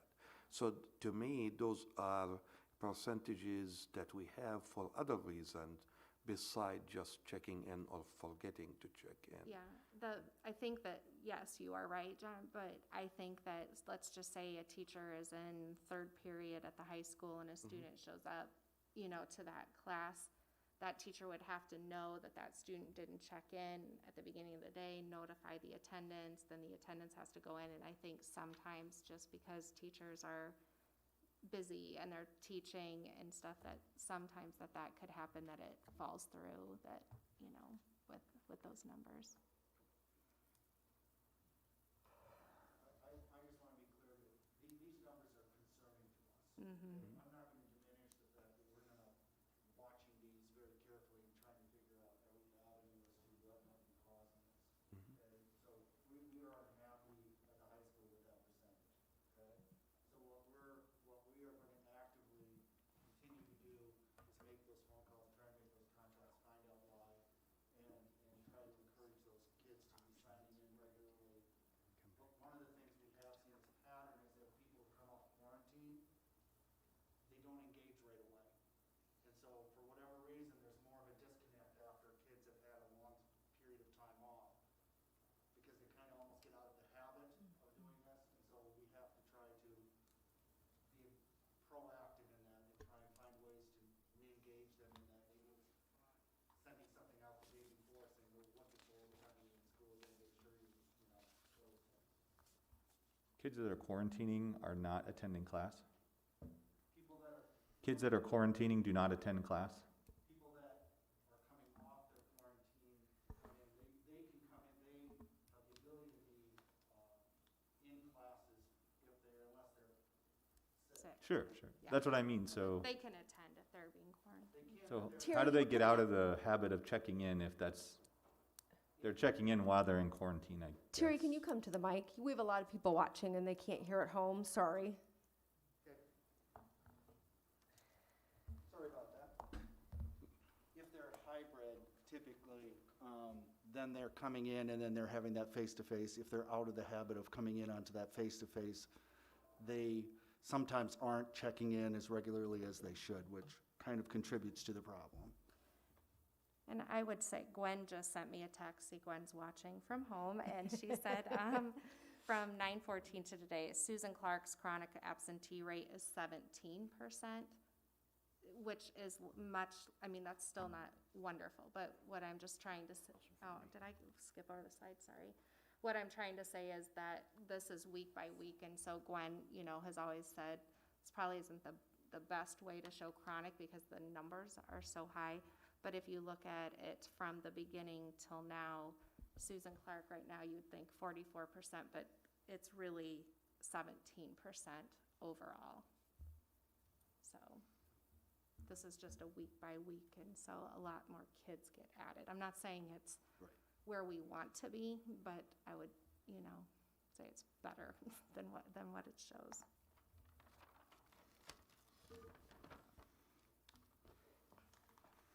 So Terry, to follow up with Aaron's question, and so that I'm clear, so if a kid if we ask a student to quarantine because they've been exposed, and they're in a hybrid model, the days that they would be virtual, they still do that, but the days that they would be face-to-face, they don't have instruction.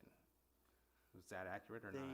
They have days that they would be scheduled to be in on their hybrid, they would be able to be in on, just like they would normally, but they are not. But what we're finding is that kids, when they're out of any normal sequence for them, are falling out of patterns of checking in and doing those things, which contribute to our percentages going up or looking like they're up because they're not following through with those things. Does that make sense? No. I could So- see them so not. if I'm a person that's high, I'm an A person. I go to, Okay. I'd have face-to-face on an A day, and all of a sudden I'm told I need to quarantine. What's the expectation of me on A day, what do I do?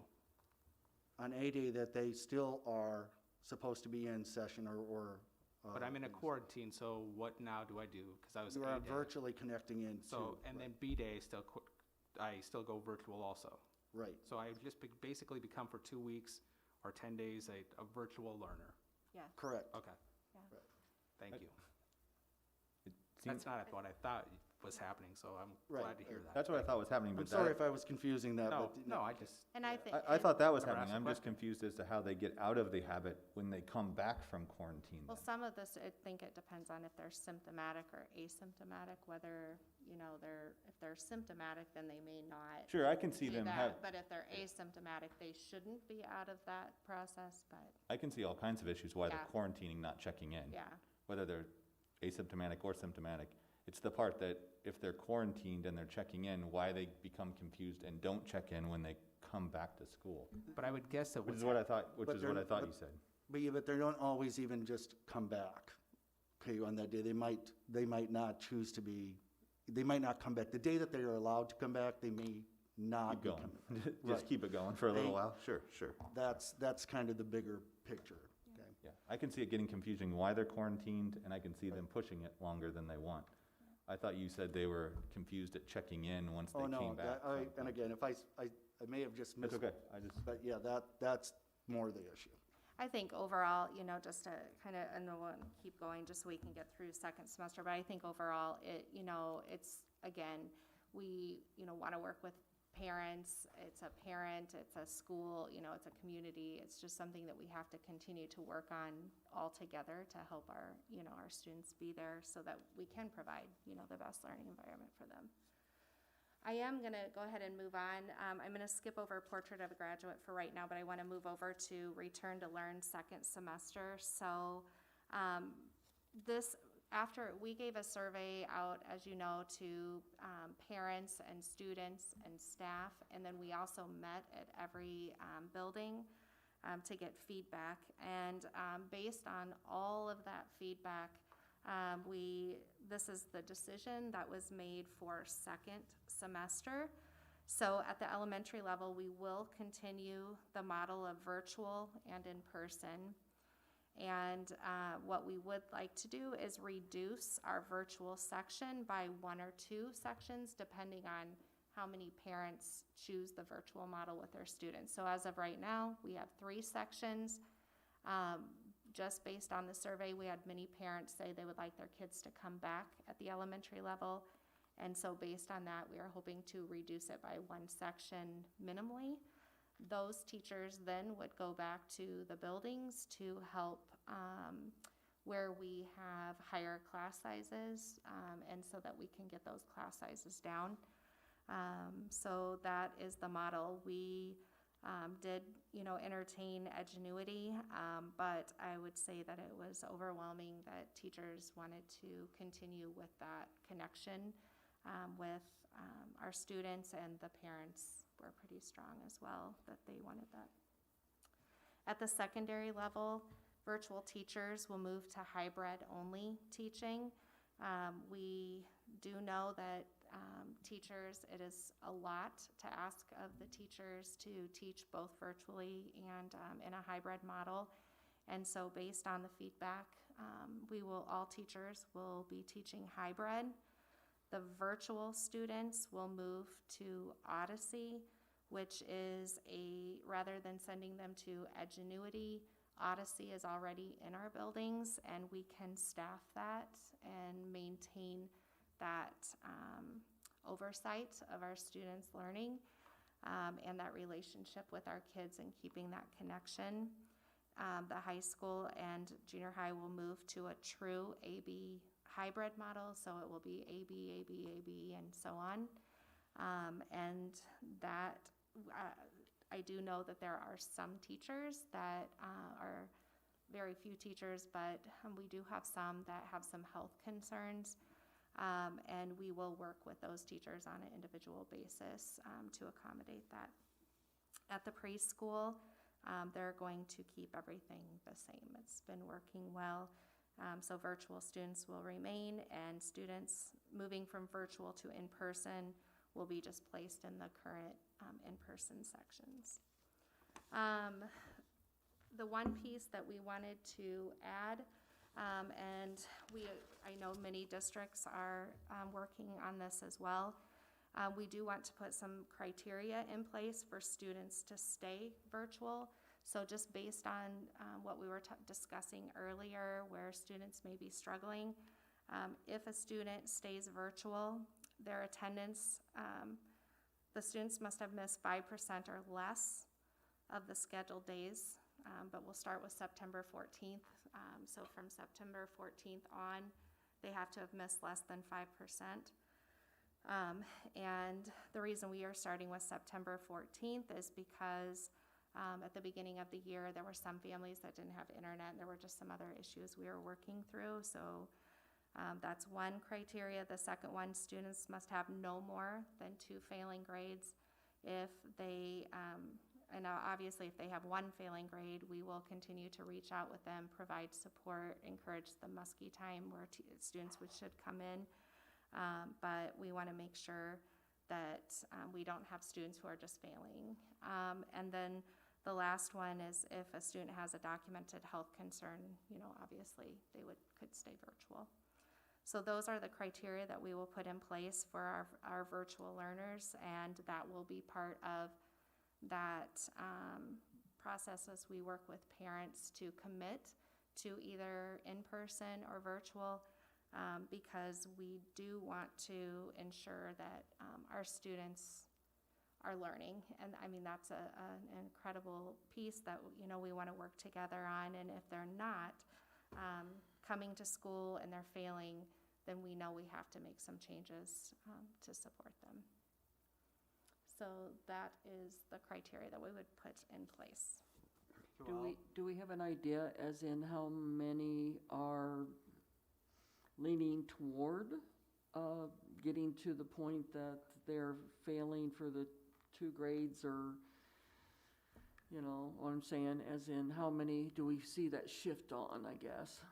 So at the current time, how many kids are failing right now? Well, I mean, I don't have an exact number, to be honest, right now at each level to be able to answer that. I do know that if students that there is a process in place. But we haven't, as you know, we've kind of been inviting families back in or students back in. But we, I think, want to push a little bit more and saying, Sure. In order for you to stay virtual, you're going to have to show that, you're engaging in school and passing for the most part. So in other words, they're going to know this Criteria soon. Yes. That this is what the criteria Yes, is. so they it can- will go out with the Gotcha, commitment survey, and then, I mean, we aren't just going to put it out in writing, we're having conversations with those families as well when the survey comes out. So there will be a personal conversation with those families that maybe are struggling with attendance and grades, so that, they can follow up with them. Good, thank you. And you might have already said this, Joelle, when we did this survey, when we sent the survey out to the parents, did we send a survey out to the parents that are already face-to-face and ask them if they wanted to go virtual? No, we just asked the virtual parents who wanted to stay. Yeah. But if we have had parents that are in person and now they want to go virtual, the process has always been that they contact the building principal, and it's a case-by-case decision. I just didn't know with the rising positivity rates if we had people that said, this might make a difference to me. Yeah, and we have had a couple that have requested to go virtual, but I would say not a whole lot. Joelle, how did we decide that it must have no more than 2? Why wasn't it just 1? Yeah, well, we did actually have that discussion around 1 or 2. I think that at the secondary level, they felt like they could work with students with just 1 or 2 grades, that they could, meet the needs of those students. If it were 1 or 2, it's our kids that are maybe failing most of their classes. It's very difficult for those kids to get support and catch up where they need to be. So I think that, I guess, and Terry, if you want to jump into that, but I think that the feeling was that they could support a student academically in this model if that were the case. But more than that would be difficult.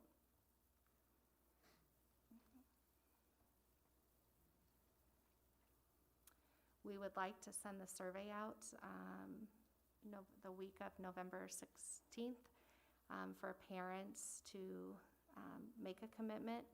And after that, we get that information back. The parents that we, maybe didn't connect with, we would make calls. We also wanted to make some personal calls to some families. So after Thanksgiving break, we would meet to kind of finalize those numbers. And then at December, create the staffing so all the teachers know where they would be going, work on any transportation, food service things, or whatever needs to be done. And then when we come back after winter break, we would be 2 weeks out and be finalizing our plans at that time. Joelle, on staffing, I know we've moved teachers from in-class to virtual and things like that. Will those staff members get to move back to where they were previously, or could they have a potential going and doing something that they didn't even know they were going to be doing, or So every attempt, right now we have a couple of, for better lack of term, hotspots for higher section numbers. And so every attempt will be made to work with our virtual teachers to get those teachers back at their own building. back kind of where they were before Back virtual? where they were, right. I don't want to promise that that's going to happen every single time, but we will make every effort to do that. And if we aren't able to this semester, I think our goal would be to get them back there for the next. And I just want to say, just from my part as well, from an elementary standpoint, more people are coming out of virtual than going the other way, even with the numbers continuing to rise. And at the secondary level too, because of scheduling, it doesn't mean that we are going to be more face-to-face, but we can't even begin to conceive of that until we have more of our staff back to do that. So again, we want to make sure as we're communicating that the perception is second semester we're starting full face-to-face. That's not what we're saying. We're saying in order to have the capacity, because we do know, we do believe, as the course of the year moves on, our rates are going to come back down, right? So we need to be prepared to move those students back and have space, and because again, we know it's wearing masks, social distancing, and that hand washing, but we need that physical distancing by being able to move kids into different sections and having the staff that we need to do that and keep class size as small as possible. So these models help us do that and just gives us the ability to do that. Clint, would we ever explore, or excuse me, would we ever explore the idea if we do have a number of kids that are coming back, and we are one small town, busing kids to maybe not their home school, but if Grant had less 5th graders or 4th graders or 3rd graders and Madison had a ton of them, could we balance those throughout the district, or have we ever looked at that or thought that out? I think we'd look at more of staffing in those buildings and try to accommodate that building to make sure that we weren't over capacity there. So remember, we started the year with all of those students not necessarily physically in the building, but assigned to the building, right? So we did pull some staff away from the building based on the virtual numbers. So again, we have that flexibility to bring them back. Hopefully, as they come back, the problem is, do they all come back neatly in the way they left? And that, Aaron, to your point, will kind of dictate where we have staff kind of rolling back. But again, trying to do what we can there. But I think we'll be able to meet their needs within the existing buildings as we have, without additional busing. My thought would just be that from a parent standpoint, from a kid standpoint, you had a new teacher anyway. You don't know that person, so going back into where it was balanced, you're still gonna have a new teacher. Yeah. Right? So it really doesn't matter who it is. It's when you walk in on January 9th or whatever the return date is, it's still going to be a new teacher to you. So Yeah. what building you're in really doesn't matter.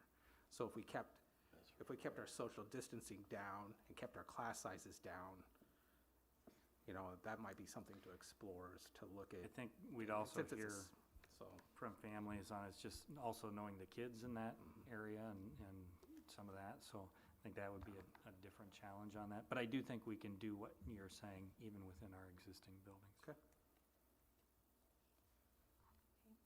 So any other questions before I move on to Portrait of a Graduate?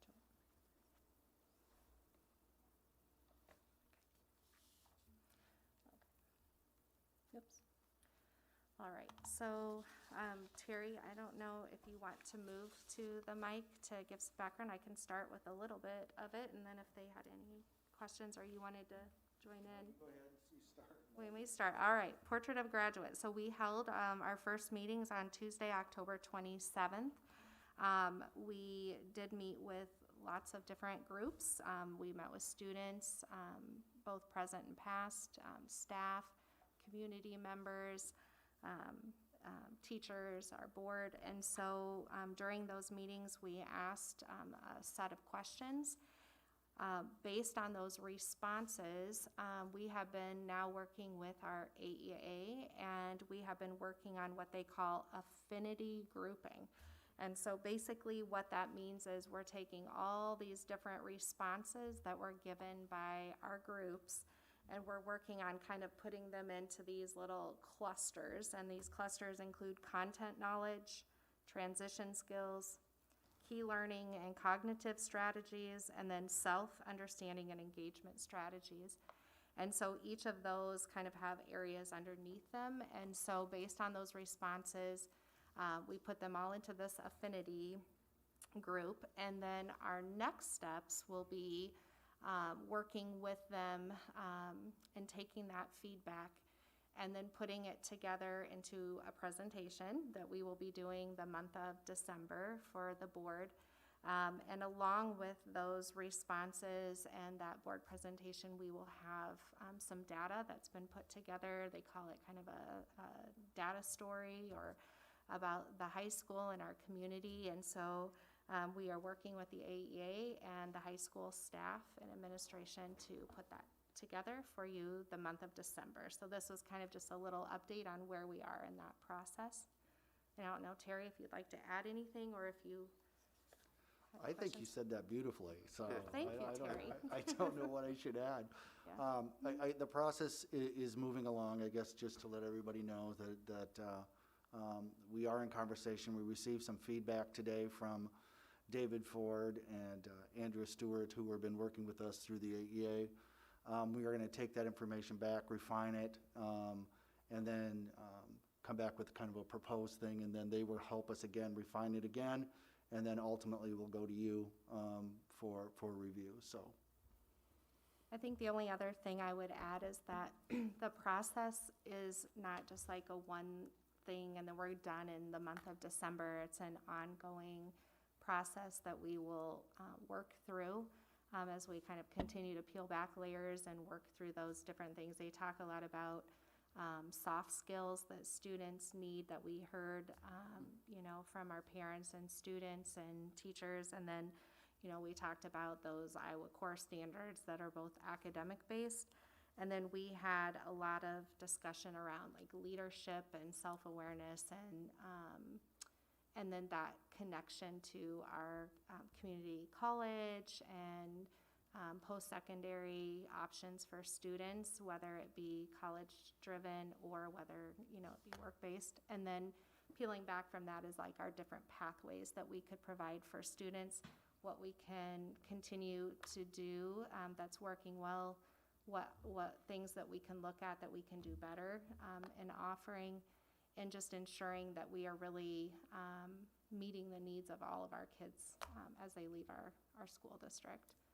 So, and we did also talk about, sorry, I just thought of one other thing, that it wasn't just a high school, it really is our whole school district and our community. So I think that there will be more work as we move through, but at least it will give us the foundation for some of what we need to do right away. as a participant in the meetings, I really like those affinity groupings. It was kind of all, you know, in the meeting I was in, we were putting ideas up all over the place, but I really like the way those came out, those 4 groups, so. We felt we really received a lot of authentic information and feedback that we took to heart. And one of the things just is a little bit that they were talking about today is that the big skills of leadership and of organization and persistence, all of those things are things that probably we need to look at more systematically, designing into our day-to-day instruction and our day-to-day work, so. Are there any other questions, or? All right. Okay. Well, that concludes my and others' Return to Learn update, so.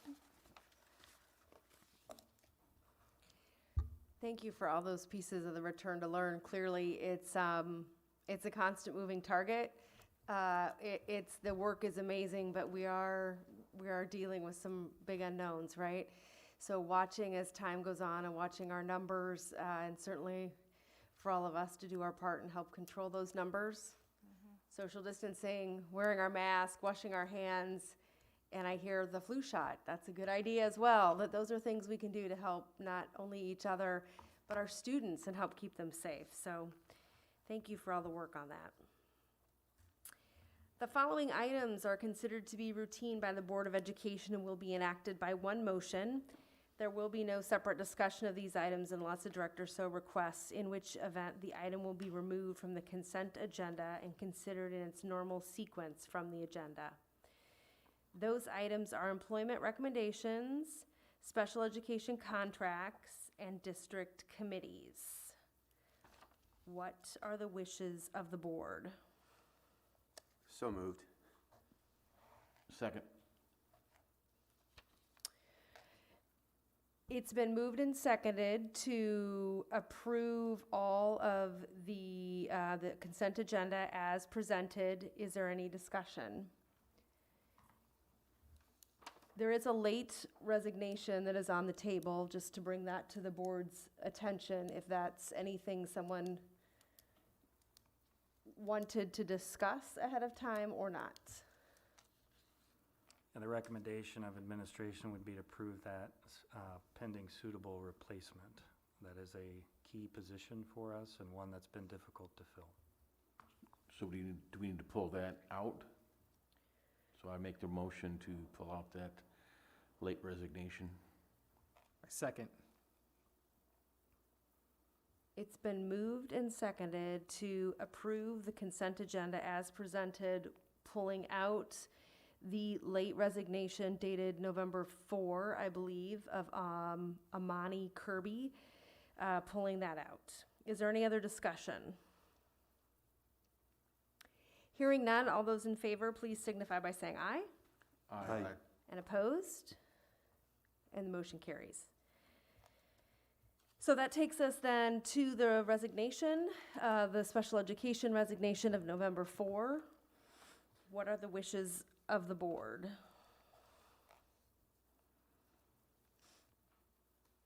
I would move that we approve the resignation pending finding a suitable replacement.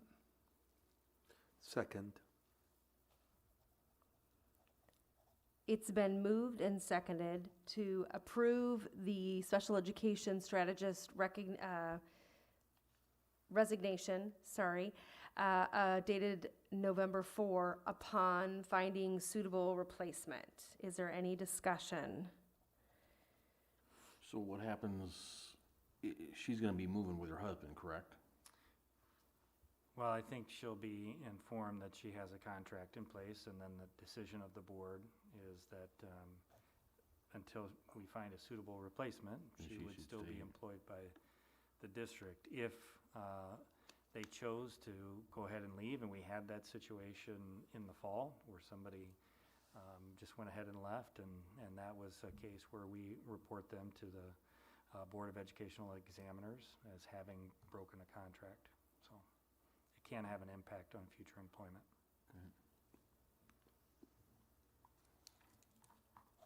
there any other discussion? All those in favor then of accepting the resignation upon suitable replacement, please signify by saying aye. Aye. And opposed? And the motion carries.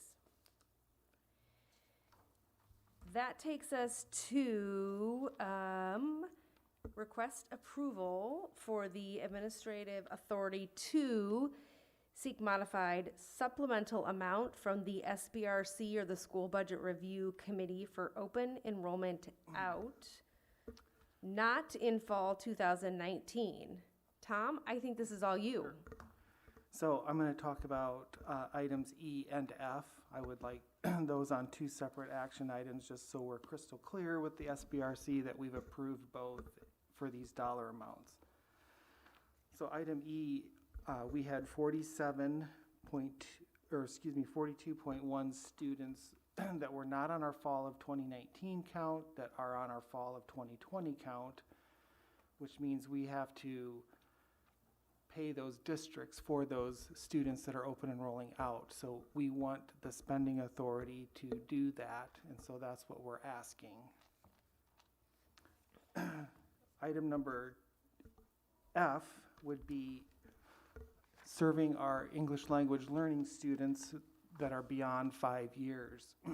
So included in our funding formula are students in years through 1 through 5, and then we are allowed to ask for additional spending authority for those students that we're serving beyond 5 years. And there is a 0.22 additional weighting, and there are 107 students beyond 5 years, so we're asking for additional spending authority, and both of these are for fiscal year 21 of $165,910. So if there's no other questions, if we could do those in two separate action items again, so it's documented in the minutes that we're approving those each separately. Tom, I have just a quick question for item E. I assume we don't have any choice but to basically Well, approve and move forward with that, right? Correct. I mean, we don't want to lose out on that spending authority because we're going to have to pay the districts anyway. And we want that we don't have that spending authority now because they weren't on our count last year. And that's how we're getting funding this year, is our counts based on 2019. Yeah. If that makes sense. But we're paying districts based on students that are here this year, that are resident students this year going to other districts. And for a majority of those, they were on our count last year. These 42.1 were not. Go ahead. No, go ahead. I'll make a motion to approve E and F. Can I do it at the same time? I think Tom wants them to be separate motions just for clarity in the minutes, correct? Yes. I'll make a One and motion then to the other. approve E. You can still do F though when we get there. How's that? I will second E. So. It has been moved and seconded then to, for the approval to request seek the modified supplemental amount from the SBRC. So essentially to cover the 42.1. Yes. I want to see the 0.1 student, by the way. Yeah. 42.1 students to cover that amount for spending authority. Is there any other discussion on that? All those in favor, please signify by saying aye. Aye. And opposed? And the motion carries. Madam Secretary, can you hear us all okay still? Are we doing all right? She's on mute. I'm good, thanks. Okay. Item F then, which is to request to approve administration authority to seek modified supplemental amount from the SBRC for our English language learners. I'd like to so move. And a second? I'll second. It's been moved and seconded to approve item F as presented. So that's the modified supplemental amount for the SBRC for the English language learners, and that is served beyond the 5 years. Is there any other discussion? Hearing none, all those in favor, please signify by saying aye. Aye. And opposed? And the motion carries. Thank you. That takes us to our discussion and information, and the first item under that is early retirement for FY21. So we had some conversation about this earlier in the year, and said we'd come back to you with this. And again, as we look at, in the past, we've offered this early retirement incentive to essentially all employees, to all of our groups, and that incentive has been a $50,000, or excuse me, it's 3% for the number of years of service to a maximum of $50,000 paid out over 5 years. And that's been a great benefit, I think, and also kind of helped us as with some declining enrollment and staff leaving and not replacing them, has allowed us to kind of stay where we need to stay from a budget standpoint. So really, in looking at it from two standpoints, one, and my previous experience has been, we really get the savings from certified staff retiring and replacing them with newer staff, because typically they come in lower on the salary schedule.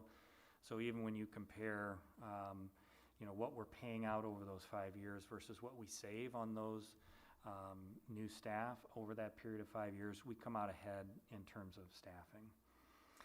Not always so with non-certified staff, and so that's where, that portion is a little bit of a question mark. So as I talked with Tom about this and Jill Borkwin in looking at this, my recommendation right now would be to continue to offer that for certified staff. We know we're still going to have some budget needs, especially with the year that we've had here. So any savings that we can gather through that, I think will be helpful for us to have.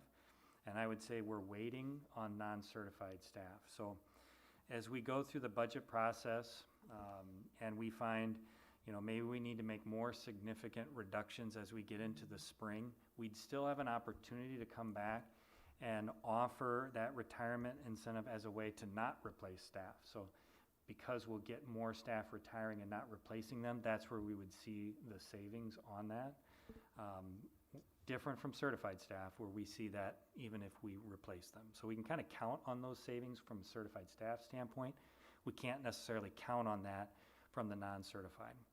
So essentially we have to offer a 45-day period on acceptance of those things. So if we think about a June 30th for those non-certified staff and back up, even if we made that decision in April based on the budget at that time, that would allow us to still communicate that and make that decision for the non-certified staff. So at this point, my recommendation would just be for the certified staff and keep the levels as we've had them in the past. Again, in order to get some general fund savings, even as we're able to replace those staff. Obviously, if we end up not replacing them, that's additional savings that we'd have as well. So I'd like to get your thoughts and on feedback on that. Clint, I have just a quick question, and I know it's hard to predict sometimes, but do we have any idea to how many might take that early retirement package? So we have looked at that. So we know that there are 41 certified staff and nurses that would be eligible for the plan as we've had it in the past. And it's based on age, or a minimum age of 55 and years of service, at least 15 years. So based on, and then their base wage multiplied by 3% times their years of service, and then the maximum benefit would be $50,000. So about 18 of those 41 would qualify for the maximum. We would have an option of, making that 4% instead of 3% at a maximum of 50,000. That would 23 then would become eligible for the maximum. So we do have some options in order to make it more enticing, if that's what our goal is, or if that's what we want to do, or there's nothing that says the maximum has to be 50,000 either. It can be 55 or whatever the board decides. So we don't know exactly the 41 who would take it, because we've not even, we won't know until we get this approved and then get information out to those 41. We also would have to probably factor in how easy was it this past, well, of course that we were going into COVID at that time, how easy was it in this past year to be able to get new staff, on board? Would we still have that same problem coming into it?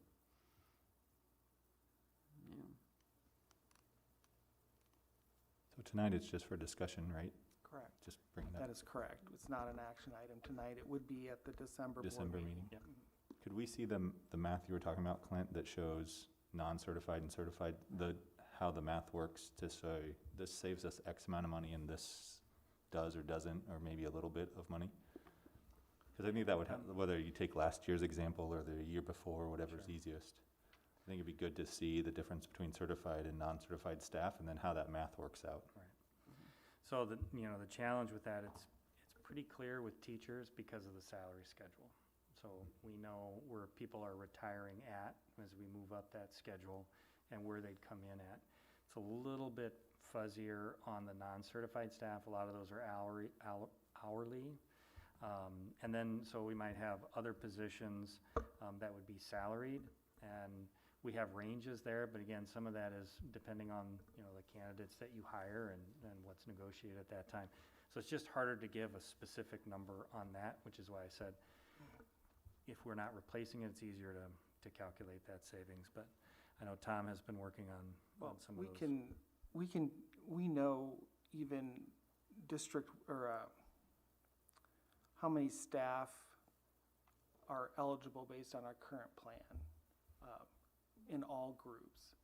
And we even know what the average savings, the average savings would be if we replace anybody that's retiring with a new employee with zero experience. Because for hourly staff, there is a smaller version of a salary schedule. We do have salary schedules in place for all of our hourly staff. The administrators and classified professionals, there is no salary schedule, so that's what we were kind of referring to, where the savings may not be as great, because the only large savings would be if we don't replace somebody. Yeah, I'm instead of thinking about it in the future, I'm trying to ask, can we see an analysis of it for the past? Like what happened last year, what happened the year before between certified, so we should know those numbers, right? We should know. We do know, and the tricky part is I don't always know. Like we had 6 teachers took early retirement last year, but we are down probably close to 15 or more FTE because we didn't replace a lot of staff that left. So when you want, and I don't know if I can compare apples to apples, because unless you go through the board book where you have, I know HR, when we hire somebody, they put in there who they're replacing and such. So, I mean, that's possible to do that. But if you're wanting to know the six people that retired and what the savings was if we replaced them, I would have to check to see. Is that what you're after then? I just want to see how it's worked out the last couple of years. Yeah. So if we had 6 retire and we didn't replace them, then I assume we saved all 6 of that or whatever, and we had 9 more people or whatever leave as well. Right. I'd just like to see how the math works out for the last year or two, because I think it's hard for us to grasp. We get that we're hiring, less experienced teachers, but it's hard for us to grasp what this is really costing or saving us each year. And I think just looking back at last year or the year before would be helpful, especially breaking up between certified and non-certified, if that gives us that view that you were talking about, Clint. So when will we start to be able to formulate an idea on where we should be at with some of that? Well, I guess my question would be, and even for you, Aaron, beyond that, what, as you're thinking about the models, are there different ways we should be looking at this? So, what I would recommend right now is moving forward, again, because for some of our staff, it's helpful in their planning, the sooner that they know that.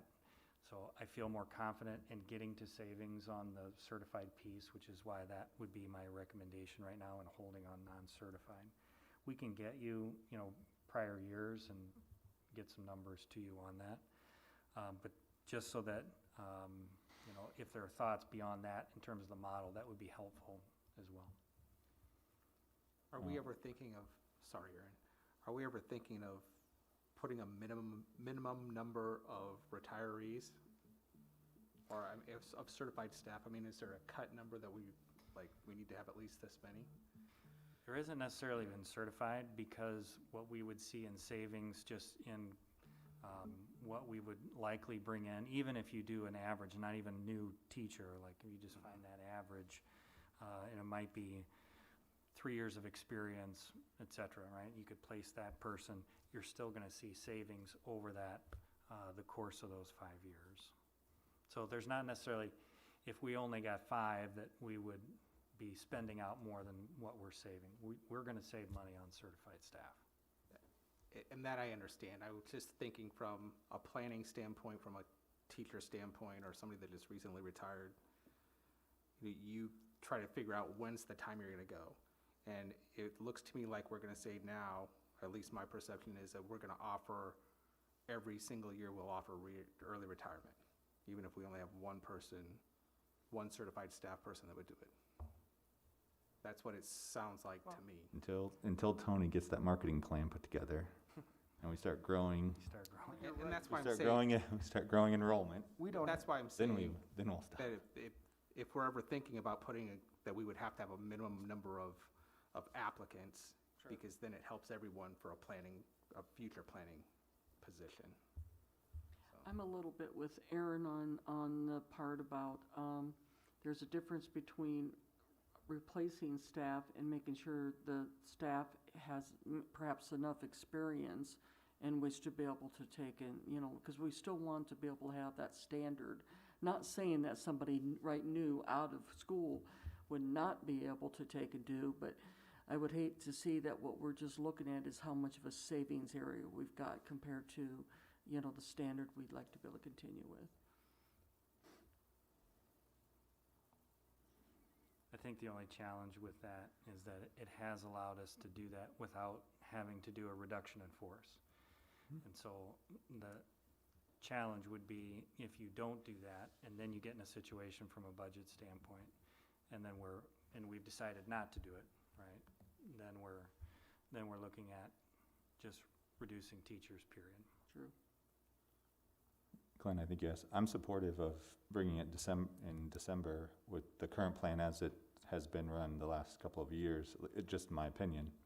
But I would like to see the math behind it, and I have no idea whether we should go to 4% or up it to 55 like Tom mentioned without seeing some numbers that tell us what the cost and benefit is. Yeah. And I know there's been some push out there from staff to say, what are we doing, right? So I'm comfortable with saying, I don't know that we need to provide more incentive to do it, which is why my recommendation right now is to do that. But yes, we can take last year's model and look at some of that savings on that. All right. Our next item up for discussion is the Susan Clark Junior High celebration. And I believe that, Tony, perfect. Hi. Save the best for last, right? So we had intended to host a socially distanced ribbon cutting next week on Monday, but in light of rising COVID cases, we're going to postpone that and look for a date hopefully in the spring when we can bring people together to do that.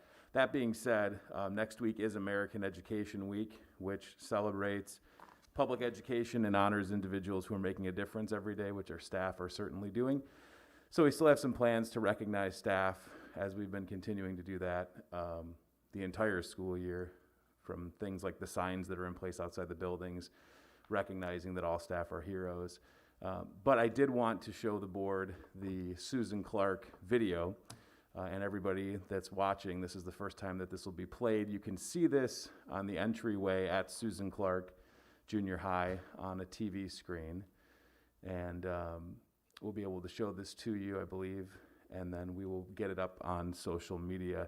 And again, we definitely understand the importance of celebrating two schools coming together, but more so telling the story of Susan Clark and Alexander Clark and that landmark case. So again, this video will be shown now. We'll get it out so everybody else has a chance to see it, and then we're working on a few more pieces as well. Who was Susan Clark? When the Muscatine School Board renamed the combined middle schools for her in 2019, many residents said they had never heard of her.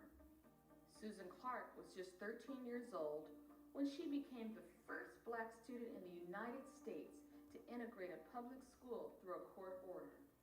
A landmark decision in Susan's favor by the Iowa Supreme Court in 1868 gave all Iowa children the right to attend public schools regardless of race, religion, nationality, and any other distinction.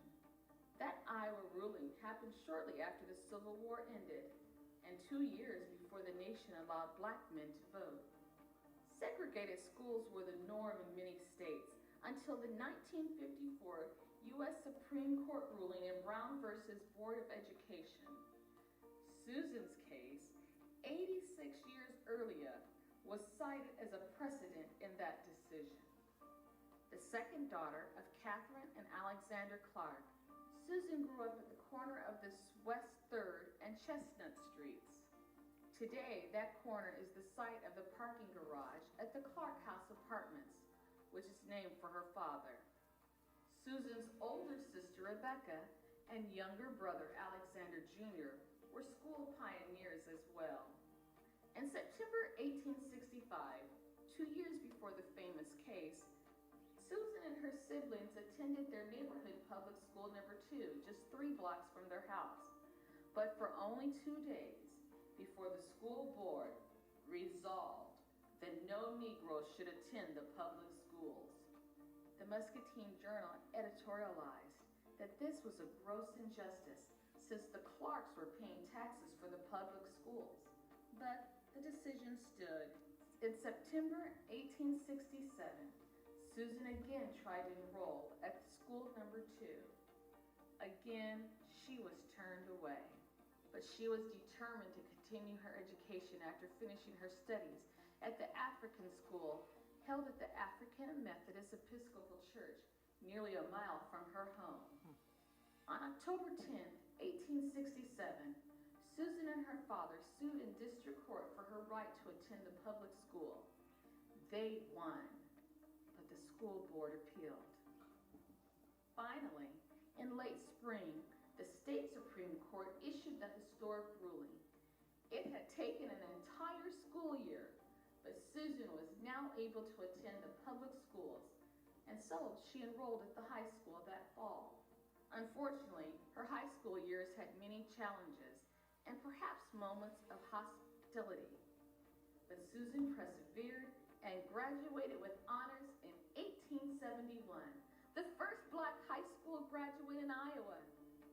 Muscatine High School was then at West 3rd in Iowa, just a block from her home, which was on top floor of a hotel building that still stands as part of the Welsh Apartments. The fact that Susan was chosen to be one of the graduation speakers attests to her high moral character and leadership. Think of the courage and fortitude she must have had, and her desire for education.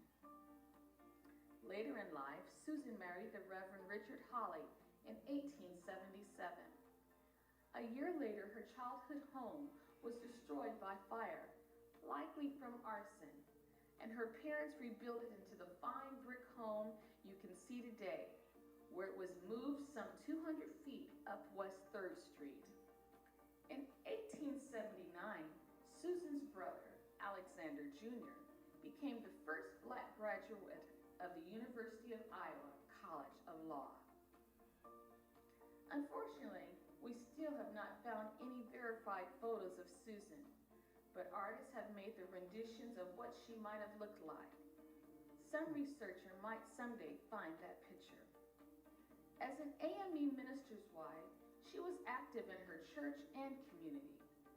The Iowa State Bystander, Iowa's Black newspaper, reported her involvement with the Colored Order of the Eastern Stars, Heroines of Jericho, JSY Club, and One More Effort Club. She was also a leader in the Iowa Federation of Afro-American Women and statewide chairperson of the Mother's Child Study Committee, which encouraged women to train and educate their youngsters in deportment, civic responsibility, and the arts. Mrs. Holly lived most of her married life in Cedar Rapids from 1887 to 1914, where she was known as a popular dressmaker with her own shop. Reverend and Mrs. Holly also lived in Champaign, Illinois, Davenport, Keokuk, and Waterloo, Iowa. The Hollies had 3 children, but sadly, none lived more than a month. Although there are no known photographs and written records are scarce, there is one news item from an 1898 paper which stands out as an illustration of Susan's character as an adult. While she was a passenger and she was in a train wreck, and after listing the 2 dead and many injured and describing the heroics of the crew and first responders, a single sentence reports, Mrs. S.V. Holly, a colored woman, promptly left her perilous position in one of the cars and ministered to the injured. After her husband died in 1914, Susan resided in Chicago with her sister's daughter. She died of diabetes in 1925 at age 71 and was buried in the family plot at Greenwood Cemetery in Muscatine. Muscatine's young people should be proud to claim native daughter Susan Clark, to emulate her courage and determination.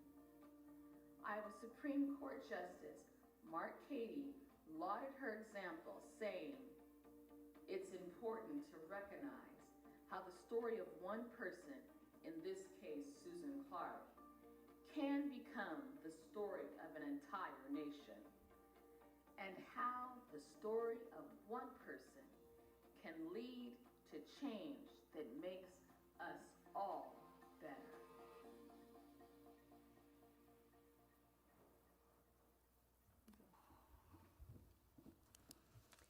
Thank you, Tony.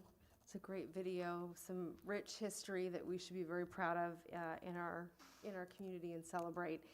It's unfortunate that we aren't going to get to have the celebration we had hoped, but as you said, in the spring when we're healthier, we'll make sure that that happens. So thank you for that. Next on our up for discussion and information is September financials. Tom, I pass it back to you again. Okay, so presented tonight are the September financials, and on the header page you can read through their future agenda items for finance-related topics. The September 30th bank statement is reconciled, and this is the document where we keep track of, the maximum per the resolution we did tonight. Obviously, we're well under that 15 million at each financial institution, but it also provides the difference between last month and this month, and obviously September is the month where we start getting our state aid, so we naturally would see an increase in our cash balance. Our fund balance report is just a comparison of September of 2020 to September of 2019. No other comments on that. The next document is not August 31st, but it is September 30th, 2020, our budgeted, or our actual expenses to our published budget. And that's, again, something that we approve in April. is that published a budget amount, the second to the right-hand column, and so we're gonna monitor this monthly to make sure that, should we project that we're going to be over in one of those functional categories that are listed on the left-hand side, that we will have to do a budget amendment. The next two documents are related to general fund revenues and expenditures. And so it is as of September, not August 20th, sorry about that. Comparing September of 2020 to September of 2019, our budgeted revenues in the general fund are $55.9 million, and that's, you can see there the categories for local, state, and federal categories. And then the next page would be the budgeted expenditures. We are at 58 million, and I would say that's, we have to remember that, we have at least $900,000 in federal CARES money that we're budgeting in expenditures this year that we didn't anticipate. And probably also another $384,000 that is just categorical money that I'm budgeting as if we're gonna spend it. We may not spend it, but I always try to make sure we're accounting for everything we anticipate we could spend, if that makes sense. So the next page, I am presenting just a brief look at our unspent authorized budget. Last year, we ended up at about 17.1%, which we're well within our 5 to 15% range, and our estimated FY21. So we'll look at it now, we'll look at it again in April or so, and then again at the end of the fiscal year. But I've added those things in yellow in fiscal 21 are the unknowns, or the estimates that we're making. Everything else in blue is formula driven.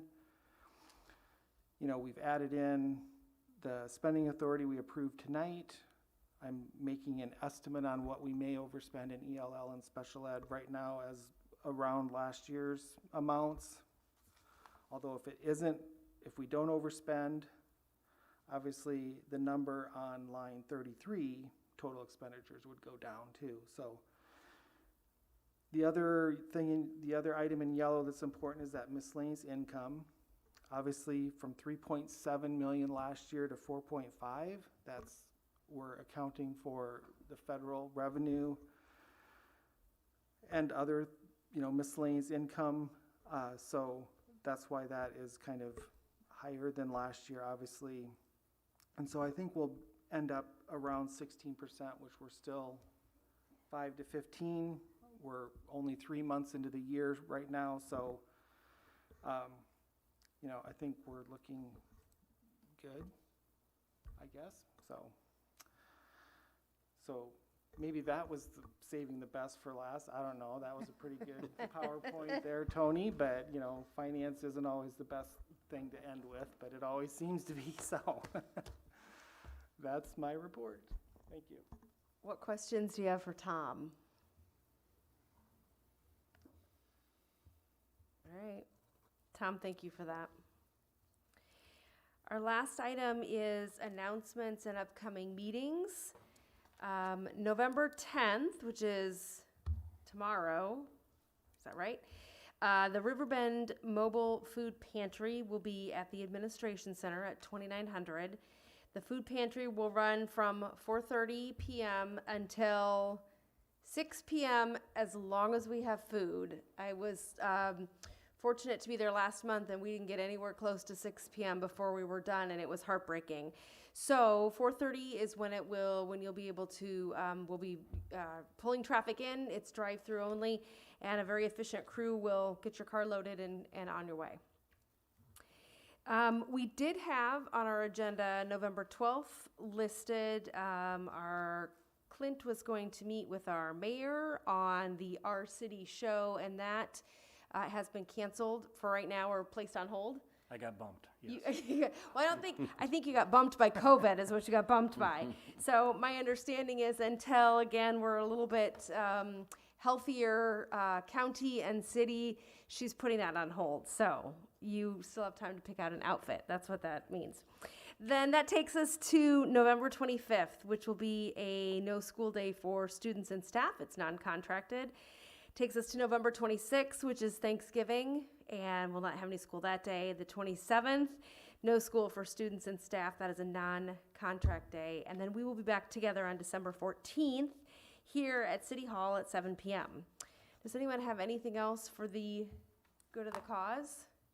Yes, Karen. actually, it's just a shout out because on the Muscatine magazine, there is a wonderful article that shows about, of course, the high school starting like 1839 and then what we are now. And then also a very nice quote from Clint and others about, and Terry, about where we've come all that ways. And so I think it's definitely well worth everybody to read that. Thank you very much for it. It was great publicity in the Muscatine magazine this month. That was great. It was fabulous. Great. Well, it feels like I need to say one more time, for the safety of those that you love, and maybe the safety of those you don't love, and your students and your neighbors and whomever else, I beg you, please wear your mask, social distance, wash your hands, stay home if you're sick, and get a flu shot. I know we've all heard it, but we need to really pull together and work together as a community. So I ask for you to please help and do your part. I know holidays are coming. We want to spend time with family. We've just really, really got to be careful so that we can all be as healthy as possible. So with that, I hope you all stay healthy and well. I would entertain a motion to adjourn. I'll make the motion to adjourn. And is there a second? I'll second. Thought you were going to leave me hanging again, you guys. It's been moved and seconded that we adjourn. All those in favor, please signify by saying aye. Aye. And those opposed? And the motion carries. Thank you, everyone.